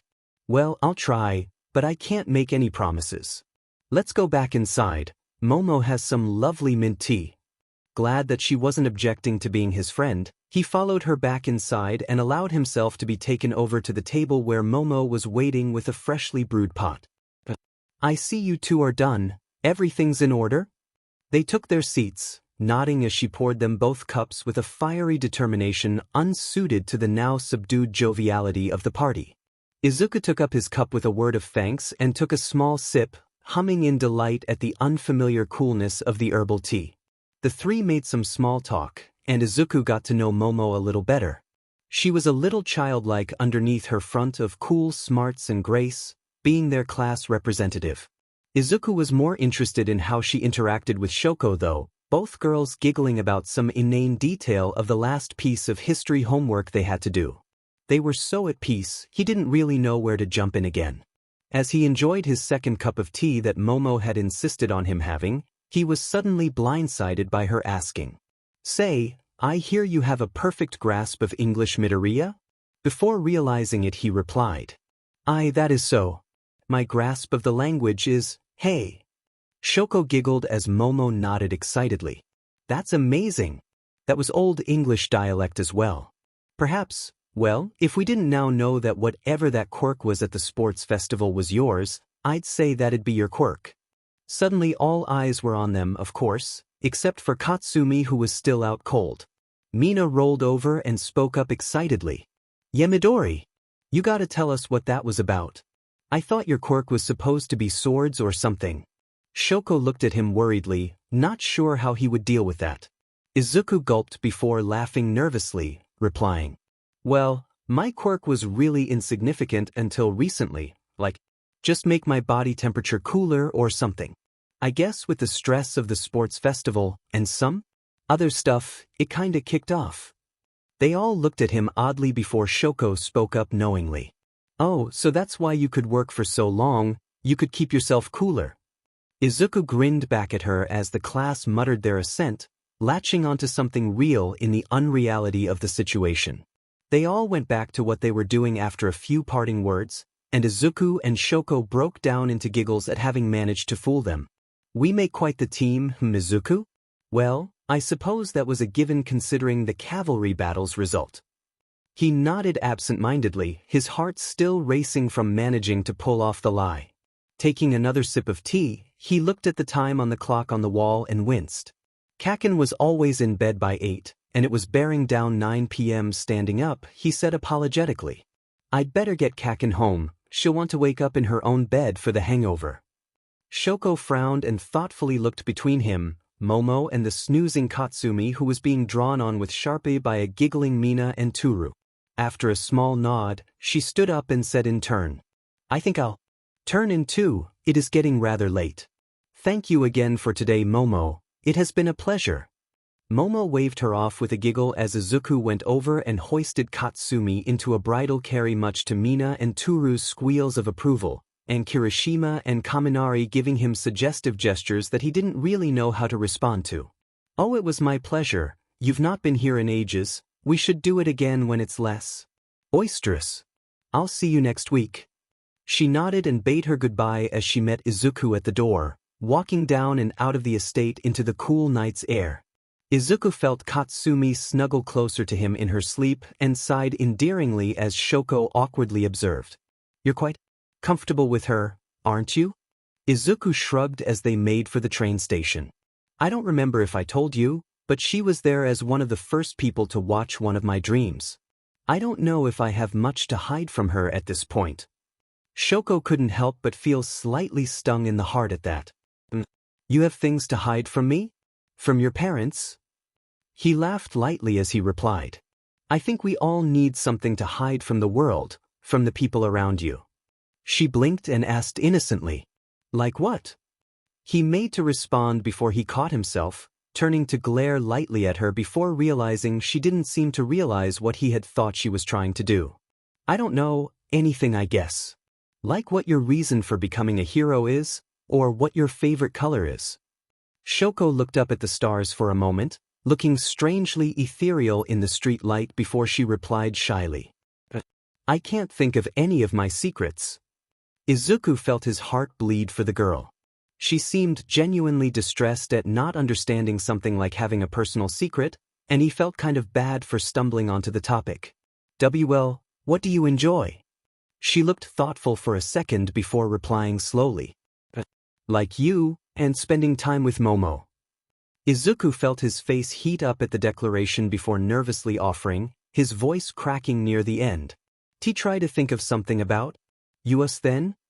Shoko didn't seem to notice the crack as she thoughtfully went through her memories of her two friends. It was only then when she remembered something from the hospital wing, the name that had implanted itself into her mind. She looked up at Izuku, and for an instant, that was the only name she could ascribe to him. Thoughts that weren't her own swarmed her mind, and a smooth band of cold wrapped itself around her ring finger though she never noticed it. I think I have it." Izuku blinked before asking excitedly, "What is it?" She suddenly felt a lot more confident as she smiled back with an awkward grin, particularly caring about covering up her burned scar beneath her hair. "Not telling. You'll just have to find out." He grinned back sheepishly as Shoko planted herself next to him, leaning her head against his shoulder as to not burden him any more than with Katsumi. They continued until they reached the train station, where the tired conductor didn't give a second though to the unconscious girl as they got on. All the while Shoko could only smile as she thought about it, her own personal secret. The Witch of the Netherworld was married to Shu Sora, the Warlock. And he liked lap pillows. Class 1A was a subdued lot as they chatted before class started. Katsumi in particular was still feeling the aftershocks of the alcohol from the party, and was leaning against Izuku's side like he was a radiator as Shoko sat with Momo, occasionally flashing Izuku a smile. Every time he caught her doing it, he smiled back warmly, but his mind was elsewhere, namely when he had gotten back home after handing Katsumi over to her amused parents. He'd walked into the kitchen, assuming that his mother was out cold from work, and began to make himself some food. However nice the finger cakes and tea that Momo's maid served, they weren't particularly filling after the sports festival. It was just as he turned around with a bowl of white rice and pork cutlets that he nearly dropped his meal, seeing a man in a black robe standing before him. His arms were covered in chains that seemed alive, and his face was covered from the chin to the nose by a black cloth suspended in the air. Izuku felt his breath catch in his throat as the radiator came on, the temperature dropping in the room by a good few degrees. The figure walked forward, and Izuku set aside the bowl as he asked lowly, "Me, aren't you?" He chuckled, and took Izuku's hand in his own. A small crystal of ice formed around his ring finger, but it didn't particularly hurt. "And I art thou, young dragon slayer? I beseech thee, bring happiness to our love as swift as the snow in winter. Blessed be thy path, I wish thee luck." Suddenly the air shifted, and Izuku was blinded by the lights going out before they flickered back on, revealing that the figure was gone. He was shocked, sure, but that just left him with more questions. Well, he was hungry and he would need to get this ice off his finger before it did damage. He didn't get the ice off in the end, and he woke up the next morning with a stiff finger. Class started, and Izuku had to pry the reluctant Katsumi off of himself as Aizawa glared at the two. He began taking register before beginning in his curt way. "Today we'll be discussing your work experience. Pleased to announce that all of you got a number of offers, no matter your progress in the sports festival, though if you do any worse than you did this year next year." With a threat looming in the air, he turned around and put the number of offers everyone got on the board. Izuku was pretty shocked to see that he'd managed to get about 700 offers, whereas Todoroki was in first with 1,200 and Katsumi followed behind with 1,000, which made her grip her desk angrily. The rest of the class were chattering excitedly about their scores, as Momo was the next highest with Kirishima said encouragingly over to them, "You guys are something else." Izuku laughed nervously as Shoko nodded, not displaying any emotion as Katsumi shot him a glare. Aizawa glared at them to quieten down as he explained what was required of them before introducing Midnight, who was supposed to be helping them choose their hero names. White bards and markers were handed out, and Izuku found himself stuck as he tried to figure out what to name himself. When he'd been a kid, it had been some variant of All Might, but now... Remembered Ando from the Japanese branch telling him they'd been calling him Dragon Slayer, but that didn't seem to click with him. The rest of the class took it in turns to step up and offer their names, But Izuku's attention was really grabbed when Katsumi stood up to offer hers.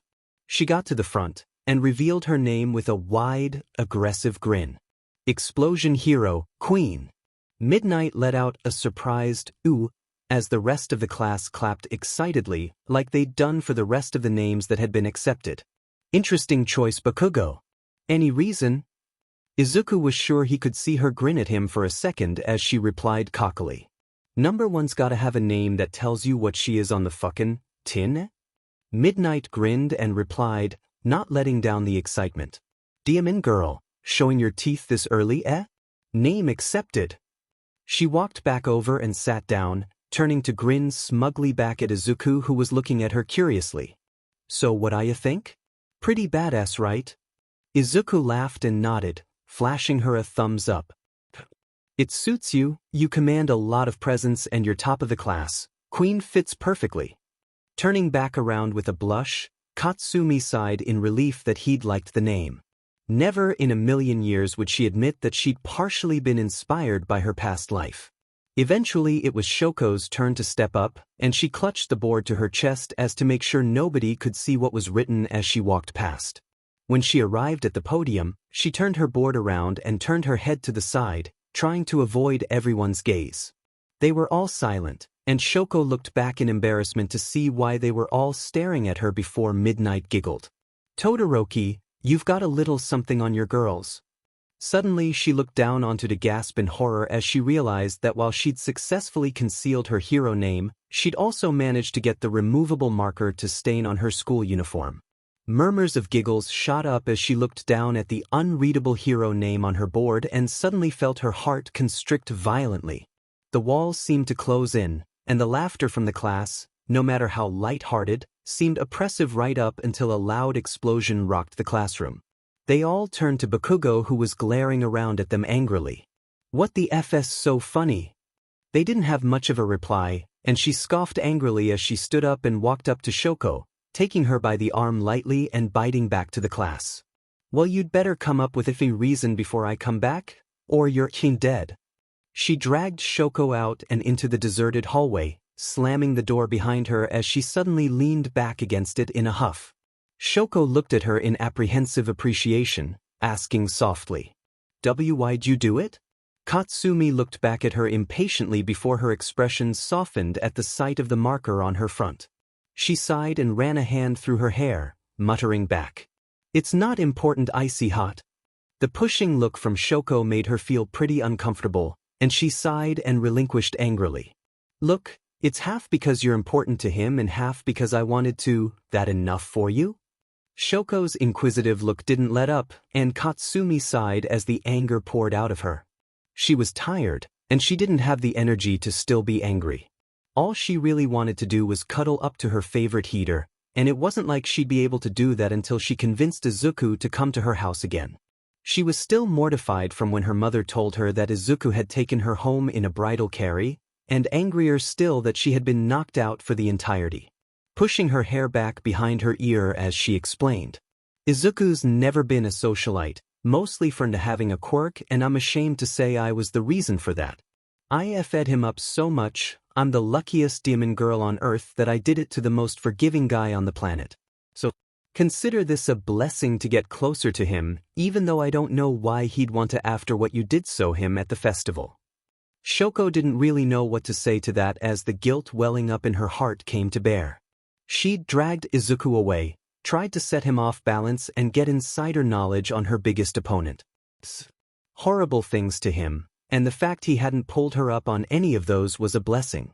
And as for the second half, I was FNG terrified of revealing my name.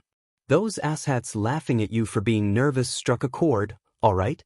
Shoko was silent for a good few seconds before giggling. Katsumi glared at her for a second before Shoko explained softly. My name, it's Netherworld. Katsumi blinked before she also broke down into sniggering giggles. They stayed like that for a few seconds before she sighed and said thoughtfully, We've got it bad, don't we? Anyways, you feeling all right yet?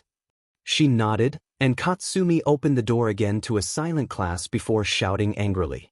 3D printer. Get over here, we need a new outfit. Momo was up like a shot, rushing over as Midnight presided over the silently atoning class.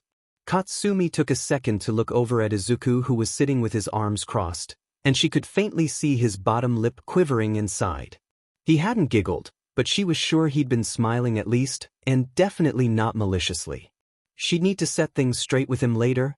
Momo joined them in the corridor, and once the door was closed, immediately bowed to Shoko and said apologetically, "I'm so sorry, Shoko. This is such a big deal, but you're normally so impassive, and seeing you so cute was just..." Shoko nodded, replying warmly as she gestured to the ruined outfit.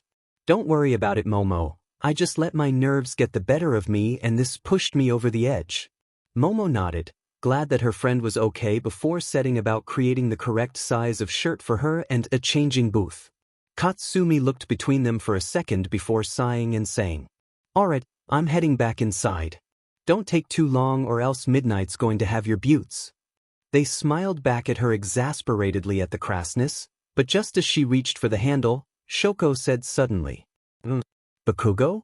Thanks for that." Katsumi sighed and rubbed the back of her hair, not showing the slight blush she had on her cheeks from the praise. "Just don't expect it too often, icy hot." She walked back inside, and Ida stood up to begin speaking before Katsumi cut him off angrily, putting her murder face back on. "Save it, legs. You should be apologizing to Icy Hot, not me." With the wind suitably out of his sails, Ida sat back down as she looked back to Midnight, who was watching approvingly. "She'll be back in a moment, she's just getting changed. And I'm not going to FNG apologize for interrupting class." Midnight grinned and nodded. "Demonstrate you shouldn't. See me after class, okay? I need to introduce you to someone." Katsumi nodded before walking back over to her desk, taking her seat. She turned her head, the class still silent, to see that Izuku had fully dipped his head ashamedly. Desperately she wanted to speak up, assure him that he wasn't to blame, but she had gotten better at reading the room and knew that it'd only make the situation worse. Eventually Shoko walked back in with Momo, and to their surprise, Ida didn't move to stand up.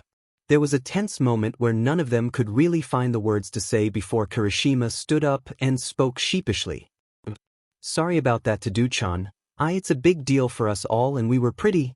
I guess there isn't much on an excuse." They never expected her to flash him a smile. "Don't worry about it, Kirishima. I just got nervous and it got to me. I'm sorry for overreacting." Kirishima grinned and flashed her a thumbs up. "Thanks, Todoroki-chan. You're pretty manly for being a girl."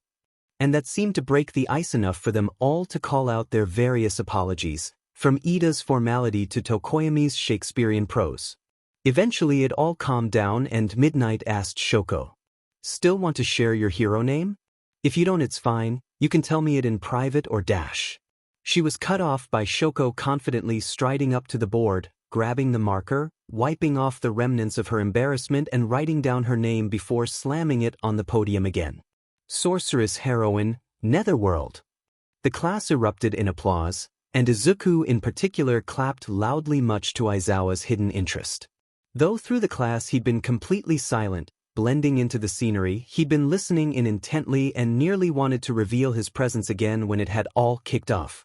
That was the kind of behavior that he'd seen from the class he'd expelled a year earlier, and he'd seen promise in each and every one of these students. Bakugo had swept away any doubts about her ability to lead when pushed, and Kirishima had displayed a great deal of initiative when speaking up for the class. Midnight clapped along too before allowing the girl to return to her seat. She gazed over the class for a second before her eyes landed on Izuku. Liking her lips, she asked aloud, "Midoriya, you're all that's left. Got something in mind yet?" He gulped before nodded, standing up with his board in hand. It was only as he was turning to walk to the desk that the door burst open again, revealing a distressed Angela, who shouted, "Midoriya! With me now?" Izuku looked at her in surprise before dropping his board on the nearest desk and rushing after her, paying no mind to Midnight's calls after them. It just so happened that Izuku's board had fallen on Katsumi's desk, and she flipped it over before Mina could lean over to take a peek. "Ah, come on, Katsumi. I want to know what Midori's hunky hero name is." She grinned challengingly, replying with a pop of an explosion before peering under the board and hastily getting the name before wiping it off before anyone else could read it. Sorry, Raccoon Eyes, but the only one that gets to know that for now is me. Katsumi laughed at her crestfallen expression as the rumble of guilt festered in her mind. She really wished that she hadn't read his hero name. It felt like she'd intruded on a big moment for him, and she'd need to apologize when he returned.